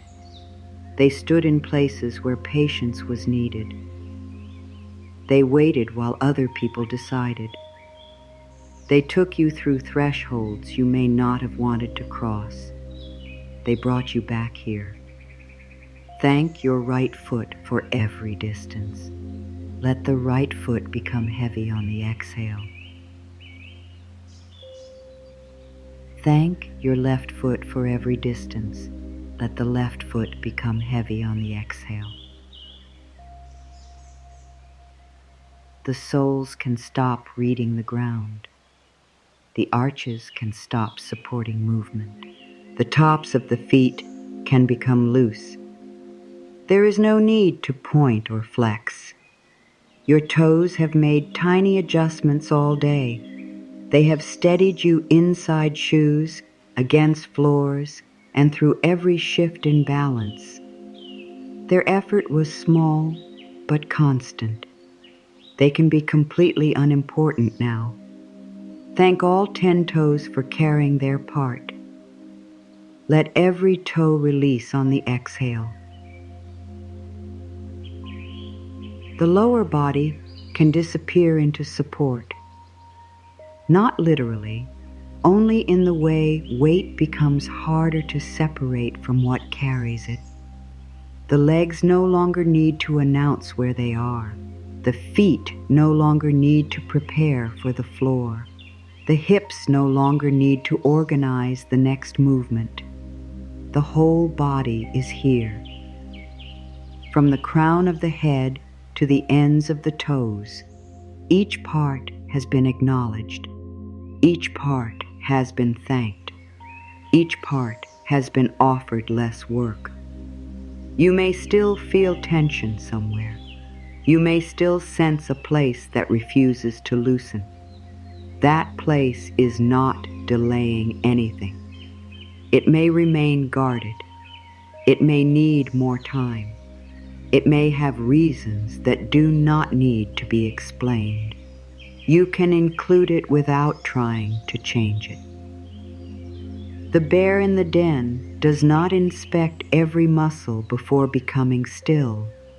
It does not wait until the whole body feels perfect. It curls around what is tender. It protects the vulnerable center. It lets time do what effort cannot. You can curl inward if that feels right. You can remain stretched out. You can adjust the blanket. You can turn your head. You can move once more without believing you have ruined the quiet. Comfort does not require stillness without interruption. It can include small corrections. It can include another breath. It can include the body finding its own place. When you have found the position that asks the least from you, let it be enough. No one is waiting for a more graceful posture. No one is checking whether your arms are placed correctly. No one is judging the shape of your body beneath the covering. The den receives the sleeper as the sleeper arrives. The body is not a problem to solve. It is the one that brought you through the day. It deserves to be met with gratitude rather than criticism. You may have spoken harshly to it. You may have compared it. You may have demanded more from it than it could comfortably give. You may have blamed it for needing food, quiet, movement, warmth, care, or distance. That harshness can stop here. You do not have to make a grand promise about loving every part. A smaller kindness is enough. You can decide not to fight your body during these hours. You can let it exist without correction. You can let its shape be unexamined. You can let its needs be real. The bear does not criticize the body that must survive winter. It depends on that body. It trusts the body's ancient knowledge. It follows the pull toward shelter. Your own body has brought you toward shelter too. Perhaps you thought you chose the bed only because the clock told you it was late. Yet another wisdom has been speaking beneath the schedule. It has been asking for fewer lights, fewer words, fewer decisions, and less contact with the outer world. You are answering now, not perfectly, not completely, enough to matter. The phone is down, your eyes are closed. The next day remains outside. There is nothing else required from you. The snow above the chamber has deepened. 6 feet of white cover the ground.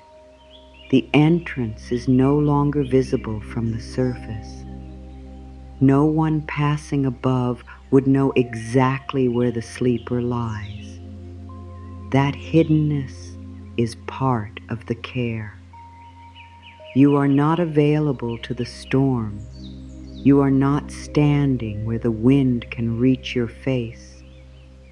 You are not crossing the exposed ground. You are below. The cold spends itself elsewhere. The dark earth keeps its quiet. The body conserves what remains. The breath moves slowly in and out. You do not have to listen for the world. The snow softens its edges. Sounds that seemed sharp become distant. The day that seemed enormous becomes part of the surface above. Down here, only a few things are real. The weight beneath you, the warmth around you, the air moving through you, the fact that nothing more is being asked. Let the mind become as small as the chamber. It does not need to hold the whole week. It does not need to hold the whole family. It does not need to hold the whole future. One breath fits here. One body fits here. One quiet hour fits here. That is enough. The mind may still bring something large into the chamber, a financial worry, a health concern, a relationship that feels uncertain, a choice you are afraid to make. You do not have to push it away. You can place it outside the narrow entrance. You can say, not during this hush, or you can say, this deserves a steadier mind. You can say, I will not solve it from depletion. There is wisdom in postponing what cannot be met well. Morning can carry the question. Morning can hold the page. Morning can receive the conversation. Morning can see what darkness has made seem impossible. You are not promising that the next day will be easy. You are only refusing to suffer it twice. Once in imagination, then again in reality. Let the imagined version remain outside. You have not arrived there. No one knows exactly what it will contain. The mind may believe it is preparing you by rehearsing pain. Often it is only spending strength on a future that may never take the shape it fears. You can keep that strength. You can store it below the snow. You can let it remain unused. Unused strength is not wasted. It is protected. The bear does not spend winter proving that it still has power. It saves what must carry it into another season. You can save something too. One answer, one decision, 1 hour of vigilance, one final effort. You can leave these unused. You have already done enough. Your breathing may be quieter now, or it may remain exactly as it was. Your limbs may feel heavier, or they may still carry restlessness. Nothing needs to match an imagined result. The chamber does not demand evidence. It shelters without conditions. The snow does not ask whether you trust it. It covers the den anyway. The earth does not ask whether you deserve support. It remains beneath you. This kind of care is not earned by becoming calm. It is present before calm. It is present during worry. It is present while the mind is still busy. It is present through every uneven breath. You can be supported before you believe you are supported. You can be cared for before you know how to receive it. You can become quiet before every part of you agrees. There may always be one small watcher near the entrance. Let it sit there without taking command. It can listen to the muffled wind. It can see that nothing enters. It can discover that the boundary remains. With each passing moment, it has less to report. No danger entered. No demand arrived. No one required an answer. The night remained around you. This is how trust may grow. Not through a single perfect sentence, through repeated moments in which you stop and the world does not collapse, through repeated moments in which you close your eyes and love remains, through repeated moments in which you do not respond and life continues, through repeated moments in which you are not useful and still belong. The watcher can learn this slowly. It does not need to learn everything now. Only this. The chamber remains. The snow remains. You remain. The storm stays above. The body can receive these truths without analysis. Let them fall through one, out like quiet flakes settling over old tracks. No need to follow the tracks, no need to remember where they led, no need to return. The surface is being covered. The day is losing its sharp edges. The places where you stumbled are disappearing beneath white silence. The places where you hurried are disappearing. The places where you waited too long are disappearing. The places where you felt unseen are disappearing. Not erased from your life, released from your attention for now. The snow asks nothing from the ground it covers. It does not demand that the earth explain what happened there. It falls. It settles. It makes the outer world quieter. Let each short line settle in the same way. No effort, no argument, no need to repeat any line that does not fit. Receive the ones that feel possible. Let the others pass. I have done enough. I can stop now. I leave the day above.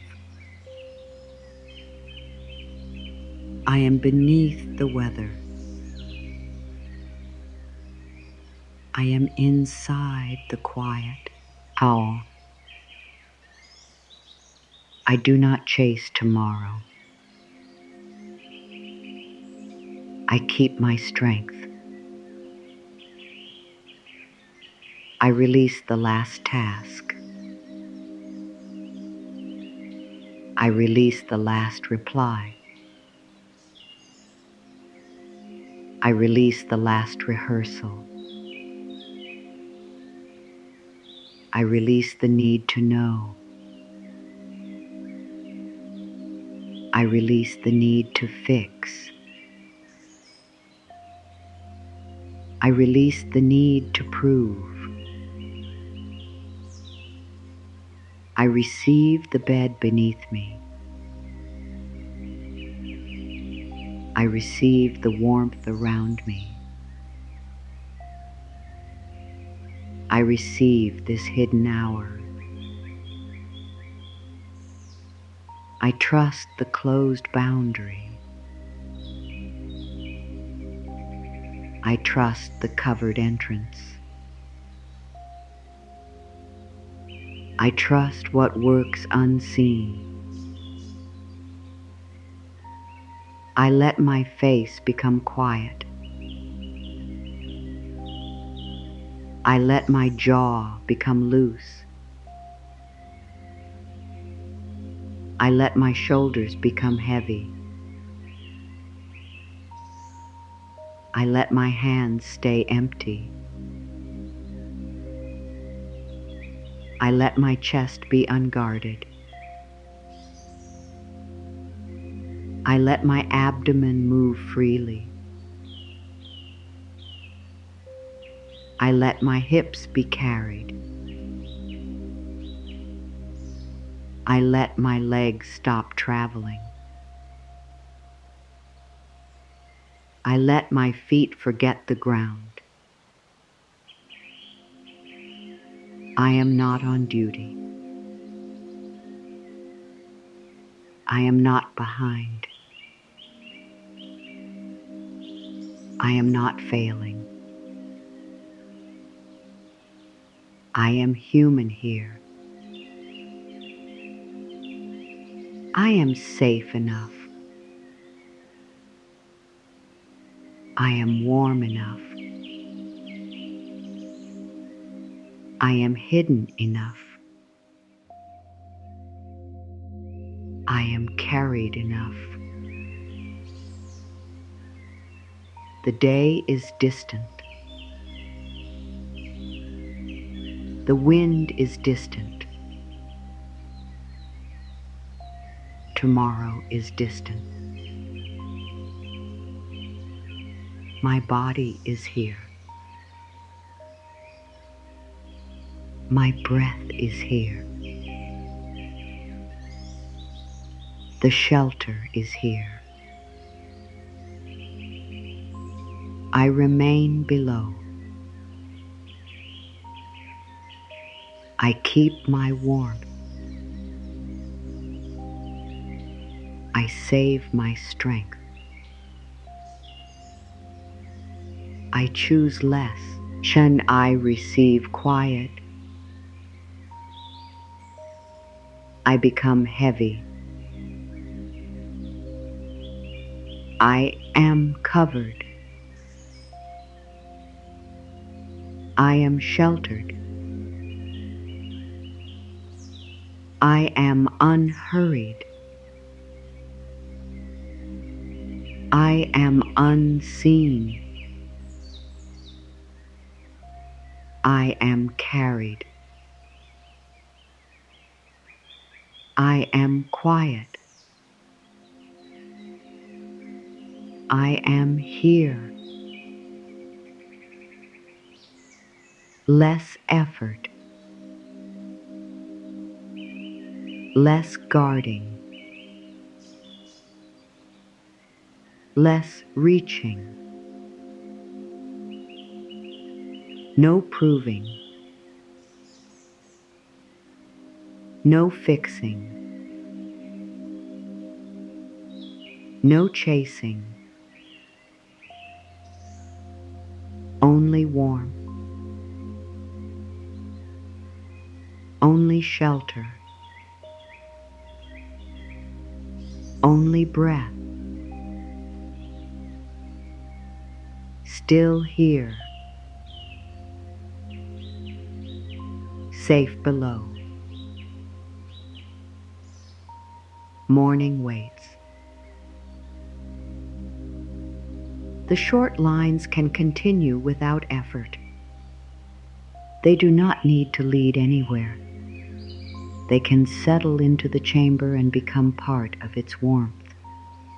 I am beneath the snow. I am beyond the wind. I do not answer the storm. I do not measure the night. I do not call morning closer. I lie where warmth is kept. I let the earth carry me. I let the covering remain. I let the outer world grow distant. I let unfinished things stay unfinished. I let tomorrow keep its own time. I let yesterday lose its grip. I let this hour be enough. The lines may now become fewer. The The mind may still catch one and follow it. That is all right. It can return without blame. There is no wrong path inside the chamber because every direction meets the same quiet earth. The sleeper does not need to know exactly when waking thought becomes dream. There is no gate to cross and no moment to perform correctly. The change may arrive so gradually that you never witness it. One thought may lose its ending. One image may become strange. One sentence may dissolve before it is complete. Nothing has to announce that the deeper night has begun. You can let awareness become less organized. Names can blur. Plans can separate from their order. The mind can stop placing each thing where it belongs.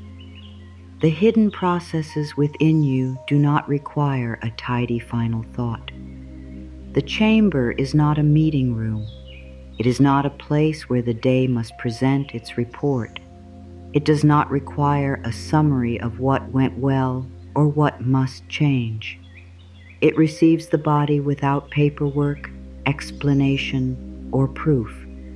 You do not have to account for every hour. You do not have to explain why some moments affected you more than others. The heart has its own sensitivities. The body has memories that do not always become words. Weariness can come from what happened, what almost happened, what you feared, what you prevented, and what you carried alone. All of that can remain unnamed. The snow does not need to know the history of the ground before covering it. It settles over the path. It settles over the broken branch. It settles over the place where something struggled. It settles over the tracks that crossed and crossed again. The white surface does not accuse the earth of being complicated. It gives the whole landscape one quiet covering. Let darkness offer the same kindness to the hours behind you. Not erasure, not denial. A covering, a pause in seeing every detail, a pause in touching every tender place, a pause in trying to understand. You can return to what matters when you are no longer meeting it from the end of your strength. For now, the day is no longer open. Its door is closed. Its sounds are muffled. Its demands have lost the path to you. The den remains hidden under the winter ground.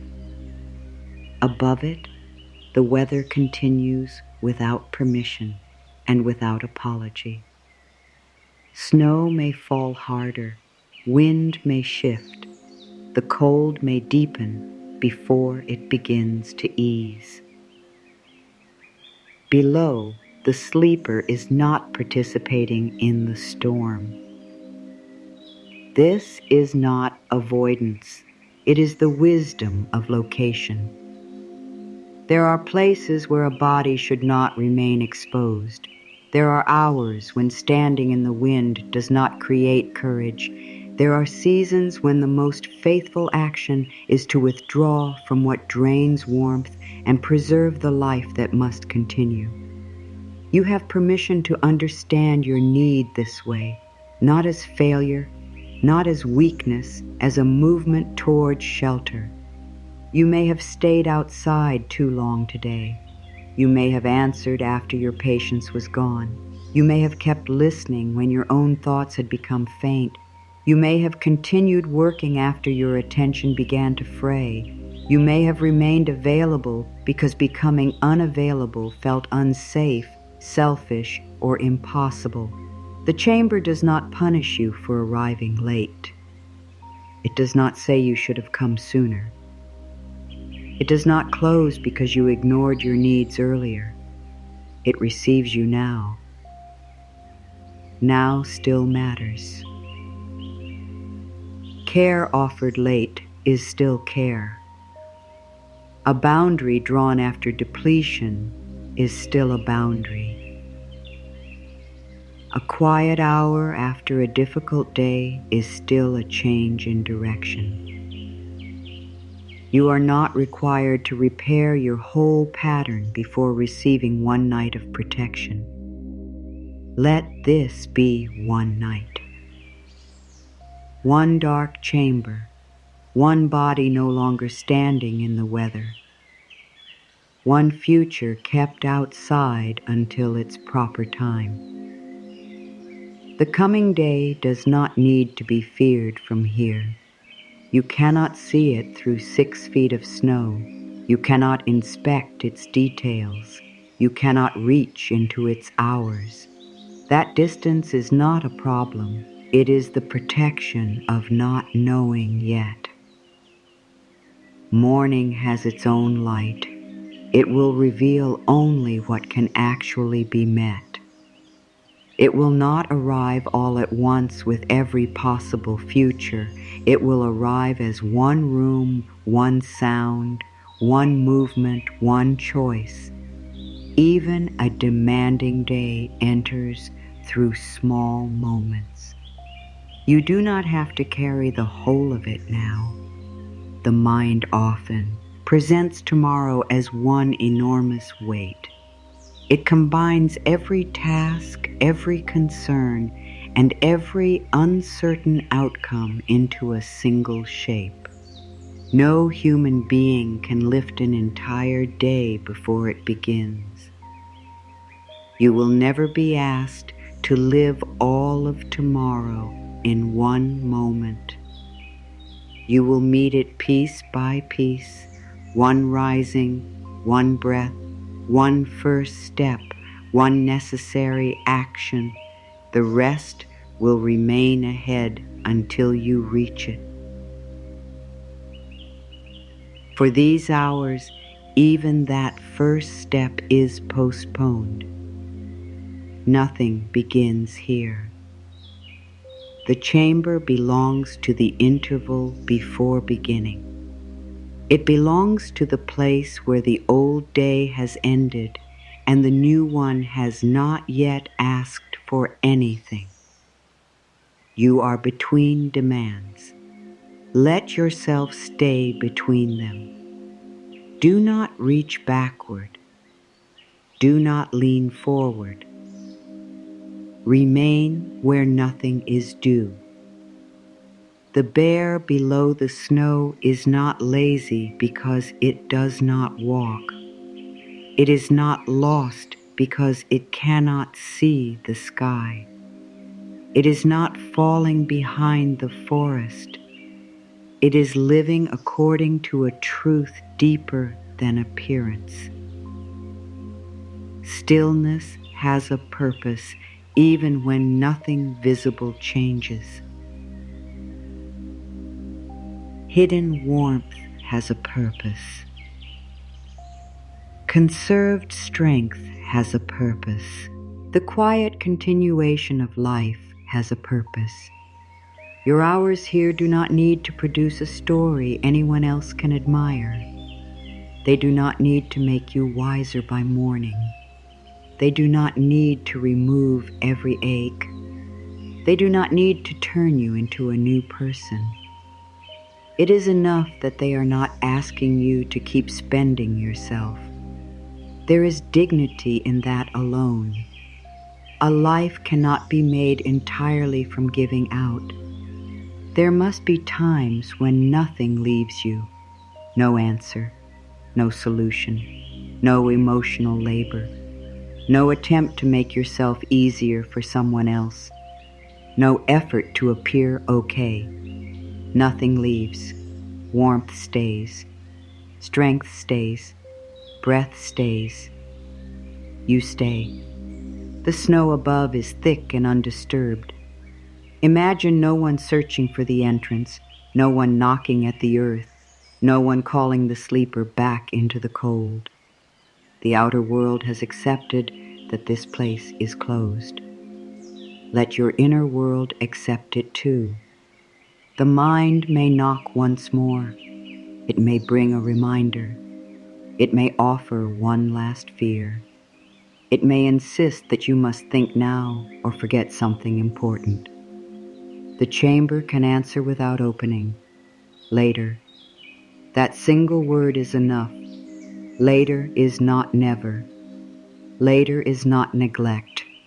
Later is a boundary around the present. Later means the matter belongs to another state of mind. Later means you will not sacrifice this hour to a thought that has already had many hours. Later means the night keeps its walls. You can say it once. Then let the knocking fade. No argument, no explanation, no promise about exactly when you will return to the matter. Later. The wind moves on. The chamber remains. Your body may feel almost asleep, or it may still be clearly awake. Both can be received. The value of these words does not depend on reaching a certain depth by a certain line. You are not late to sleep. You are not missing the moment. You are already in the protected interval. Even wakefulness can lie down. It can stop working. It can become a quiet lamp rather than a bright searchlight. It can remain present without scanning. It can fade when it fades. There is no need to switch it off. The night knows how to dim what has been overused. There is another kind of dimness deep beneath the snow. It is not the dimness of losing your way. It is the dimness of no longer needing to see far. Inside the den, vision would add very little. The walls are close enough to protect. The ground is close enough to carry. The body does not need a distant view because no distant task belongs to this hour. You can let your inner sight shorten too. You do not need to look across the whole life. You do not need to see the outcome of every choice. You do not need to picture how each person will respond. You do not need to find the far edge of what worries you. Let the distance close. Let the chamber become the whole available world. A smaller world can be merciful when attention has been stretched too far. During the day, you may have been asked to think across weeks, months, bills, plans, relationships, and possibilities. You may have tried to stand in the present while mentally visiting every place that could require you later. No body can live in all those places at once. The strain of trying can feel like responsibility, but it is often fear asking the mind to be everywhere. The den offers one location. The body can be only here. The breath can happen only here. The warmth can be kept only here. You are not required anywhere else during this hour. Even the people you love do not need an imagined version of you standing beside them through the night. They can exist in their own rooms, their own thoughts, their own protected places. You can care about them without mentally crossing the snow to check every door. Love does not require endless travel within the mind. It can become still. It can remain true without movement. It can lie near the heart without becoming another task. Let the people you love be beyond the chamber, safe from your need to manage their every possibility. Let them have their own strength. Let them have support that does not come only from you. Let the world contain other hands, other answers, other paths. You were never meant to be the only source of warmth in every winter. The forest is larger than one den. Life is supported in more ways than one tired mind can see. Roots hold soil. Snow guards hidden spaces. Earth stores warmth. Creatures find shelter according to their nature. No single living thing carries the entire season. You do not carry it either. The belief that everything depends on you may have helped you keep moving, but it has also kept you exposed. You can set that belief outside without deciding whether it was ever completely true. For these hours, it is not useful. For these hours, the world has more support than you can measure. For these hours, other people may find their own answers. For these hours, what cannot be solved will remain unsolved without becoming your failure. The den is not a command center. Nothing is being coordinated from below. No signals are sent. No weather reports are received. The sleeper is not secretly responsible for the forest while hidden from it. The withdrawal is complete. Let yours become more complete. You do not have to keep one part of the mind outside as a representative. You do not have to leave a small light burning over every concern.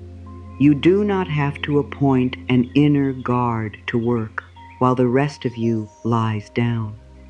There is no shift to cover, no station to maintain, no report due at dawn. If something important comes later, you can meet it later. If something changes beyond your knowledge, it changes beyond your knowledge. Not knowing for a few hours is part of being human, not a failure of care.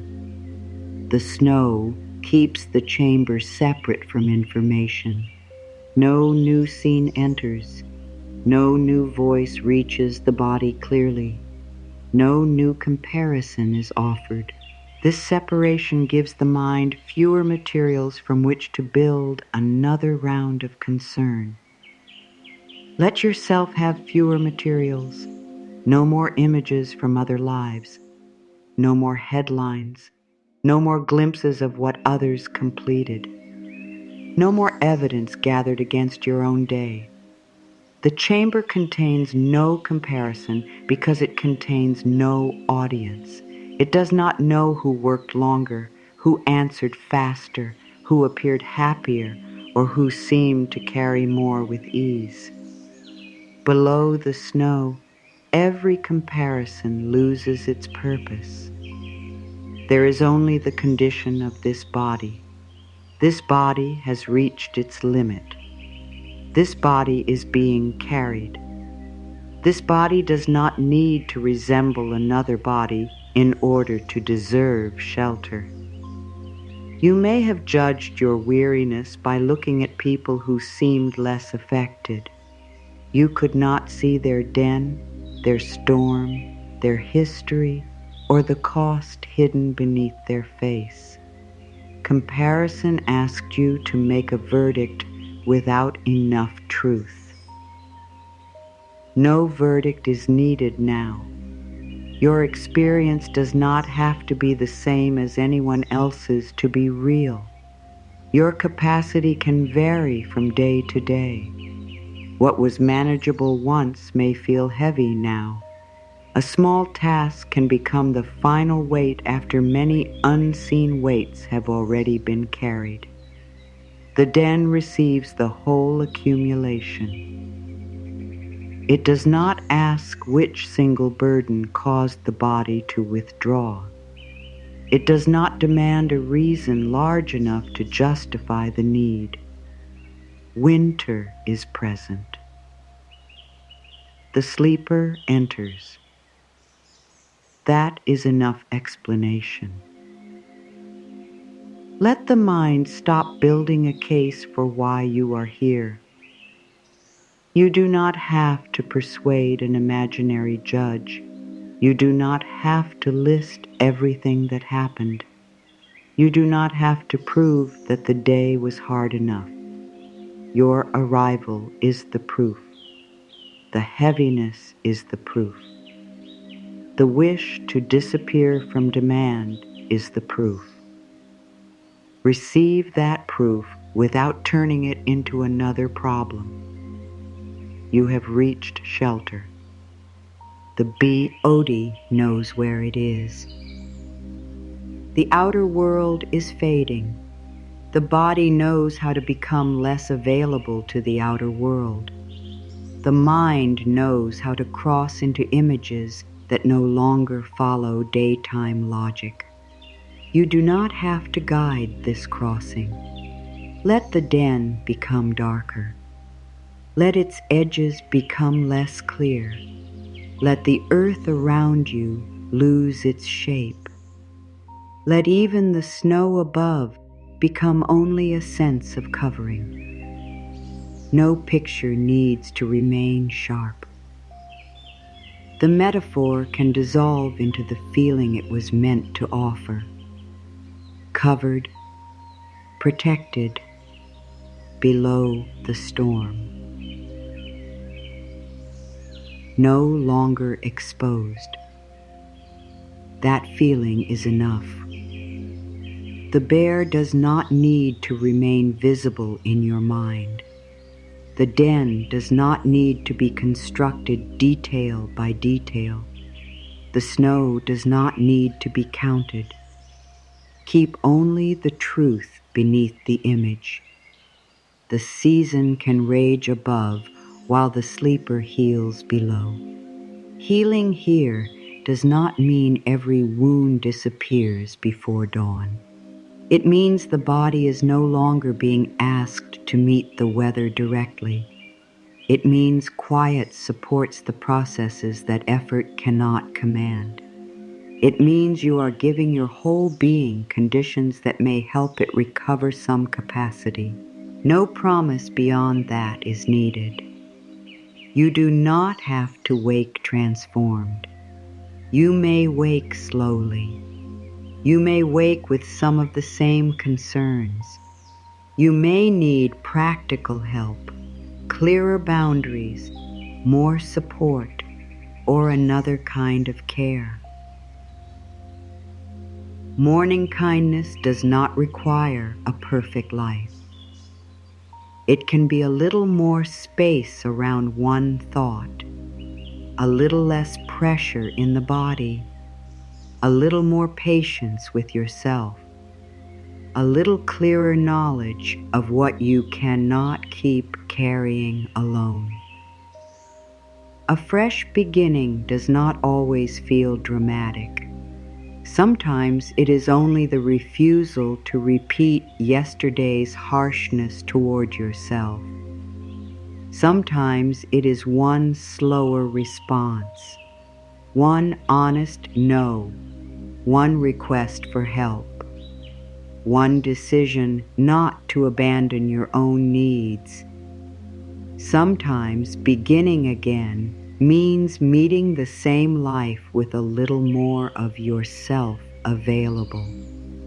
That is enough promise for the coming light. The beginning waiting beyond this night does not have to resemble any beginning you have known before. It does not need a loud decision, a perfect routine, or a sudden certainty about who you will become. The forest above the den will not wake all at once. Winter does not lift in a single hour. Change first appears in small differences that would be easy to miss. The air becomes less severe. A little water moves beneath the frozen surface. The weight over the entrance begins to settle differently. Light stays a little longer above the hidden ground. The bear does not force these changes. It does not wake the forest by worrying about spring. It remains within the season until the body knows that movement is possible again. You can trust a quieter kind of beginning. It may not arrive with motivation. It may arrive as a little more room inside your chest. It may be the ability to look at one difficult thing without feeling surrounded by all difficult things. It may be a desire for ater, food, light, or a slower first movement. It may be the realization that one demand can wait longer than you thought. These small signs count. Renewal is not always energy rushing back. Sometimes it is the end of the need to force yourself. Sometimes it is the return of preference after a day spent doing only what was required. Sometimes it is remembering that you have choices. Even if the choices are modest, you may choose a kinder first sentence toward yourself. You may choose not to begin with the screen. You may choose to sit for one breath before standing. You may choose to ask what is truly necessary rather than treating everything as equally urgent. You may choose to carry one thing instead of 10 imagined things. None of these choices must be planned now. They are only reminders that the coming day is not a solid wall. It contains openings. It contains pauses you cannot yet see. It contains moments when another person may help, when a task may be simpler than expected, when a concern may lose some of its size. The exhausted mind cannot always imagine those openings. It sees the snow only as weight. From inside the den, however, the same snow is shelter. Perspective changes according to where the body is standing. You do not need a brighter attitude. You need a less exposed place from which to meet what is real. This protected interval gives you that possibility. It cannot promise what the next day will bring.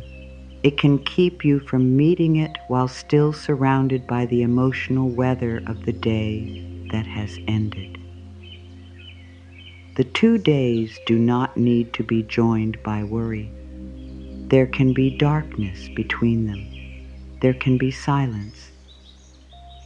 There can be a covered place where yesterday is no longer active and tomorrow has not yet entered.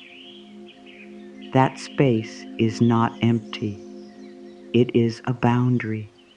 It keeps one set of hours from spilling endlessly into another. Without such boundaries, every difficult day would become one unbroken life. With them, even pain has edges. This day has an edge. You have reached it.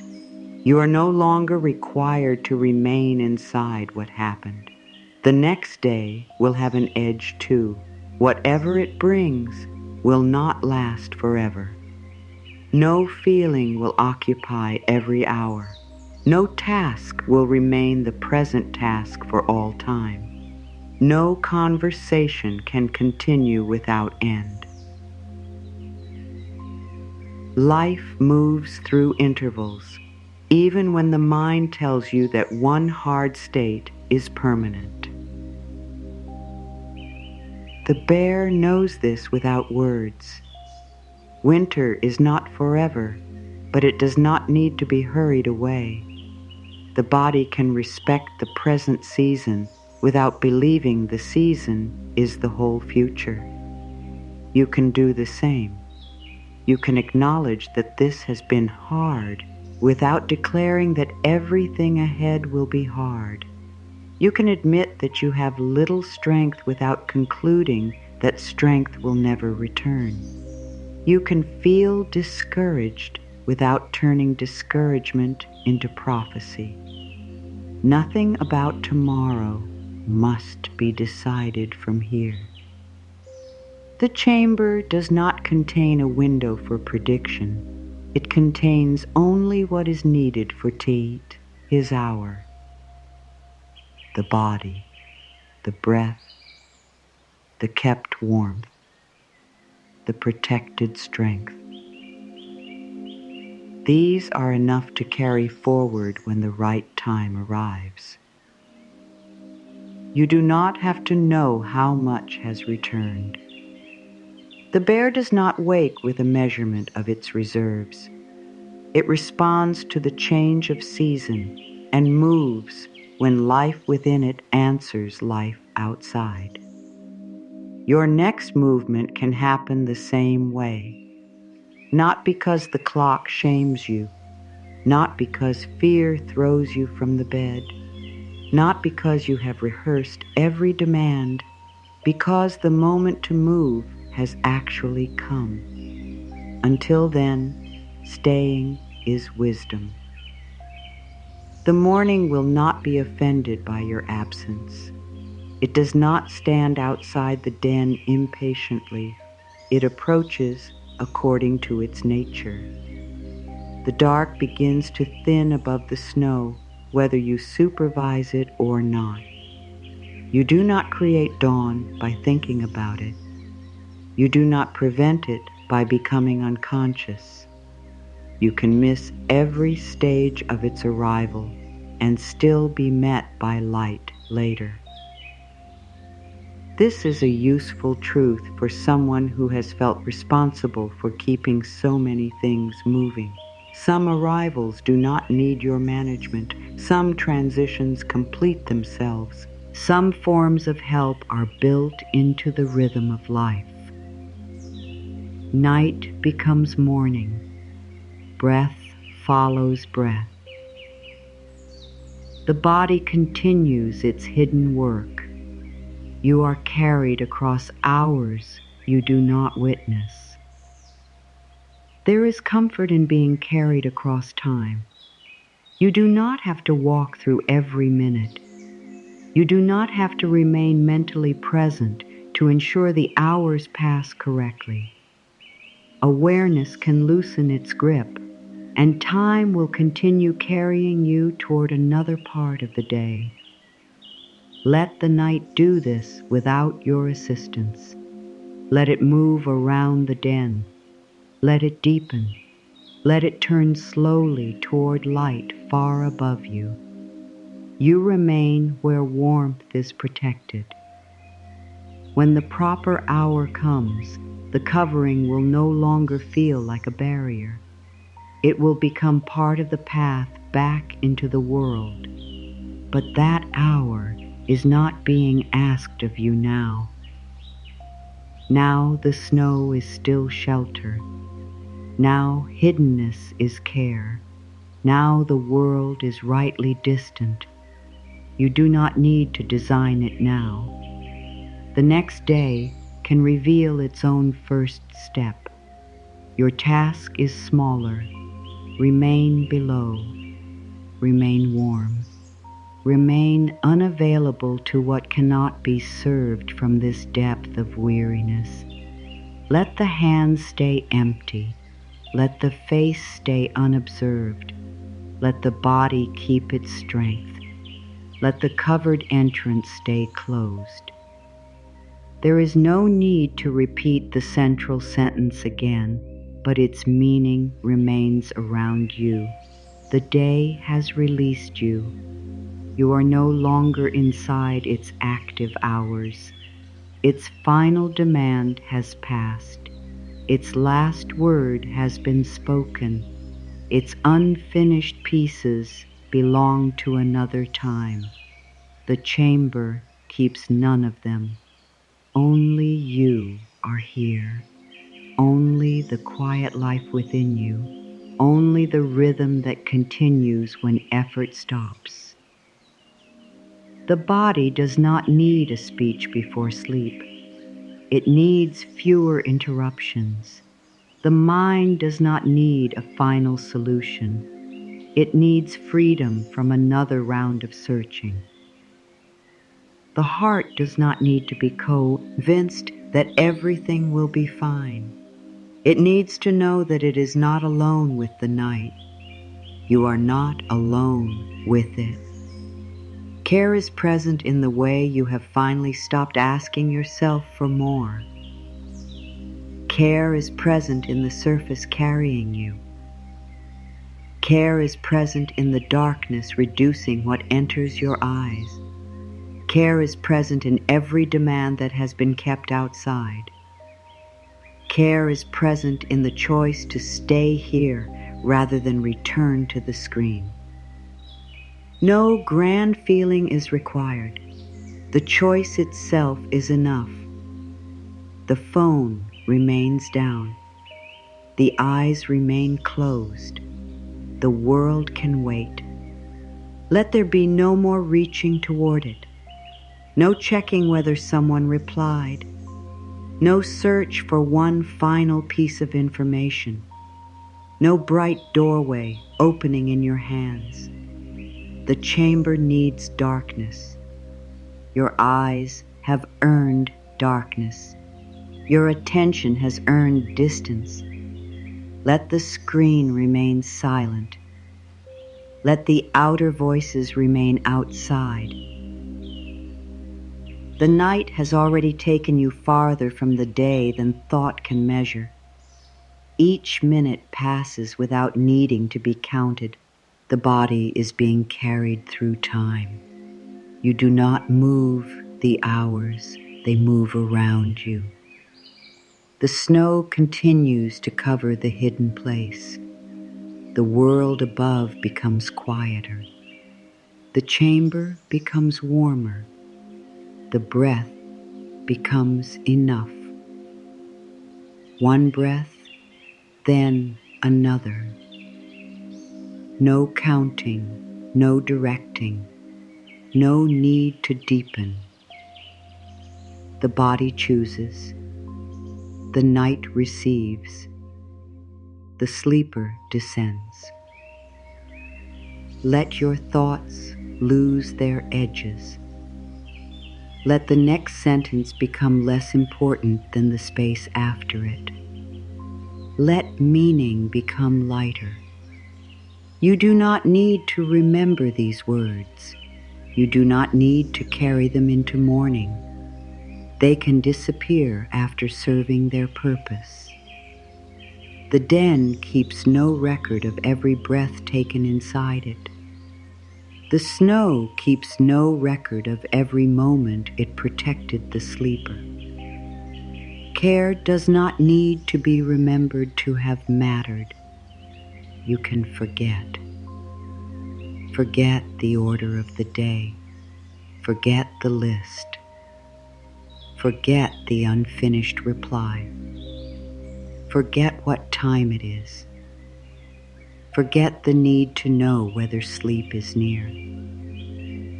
Let forgetting become kind, not the loss of what matters, the release of what does not need to remain active. The mind can place the day beyond reach without losing the lessons that belong to it. What is truly needed can return later. What does not return may not have deserved these hours. Trust that enough will remain. You do not need to stand guard over memory. You do not need to preserve every concern by repeating it. The next day will bring back what must be met. For now, less remains, less thought, less effort, less shape, less distance between you and quiet. The snow is deep, the entrance is covered, the wind is far, the body is low, the warmth is close. Morning is not here, no need for it, no need to hurry, no need to prepare. You are not being tested, you are not being watched, you are not required. The outer world is closed, the inner room is dim. Your name can become quiet, your roles can become quiet. The people you care for can remain loved without being carried in thought. Love does not end when attention becomes still. Love can wait beside mourning. You can go deeper without abandoning anyone. You can become unreachable without becoming unkind. You can disappear beneath the night and still belong to every life that matters. Belonging does not depend on constant availability. Let that truth become heavy enough to carry you. You belong while silent. You belong while empty-handed. You belong while doing nothing. You belong while the world cannot reach you. You belong in the chamber. You belong beneath the snow. You belong to your own life too. The final vow can be small. It does not need to promise perfection. It does not need to command the future. It needs only to join your action now with the season that comes after. Let it pass through you once. I rest below winter and rise renewed. No repetition is necessary. The vow has been spoken. Now it can sink below language, below thought, below effort. The snow is still. The den is warm. The body is carried. The day is gone. Tomorrow waits. Nothing follows you. Nothing asks. Nothing needs.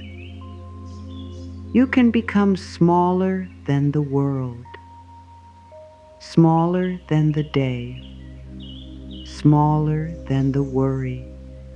Only breath, only warmth, only dark.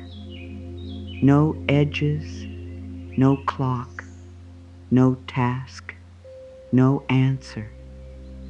The watcher is quiet. The hands are empty. The path is covered.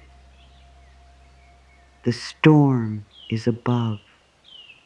You are below, safe enough, warm enough, carried enough. No more effort, no more reaching, no more tomorrow. Not yet, not here, only this, only quiet, only now. Rest now, morning will be kind. The snow keeps watch while you disappear into peace.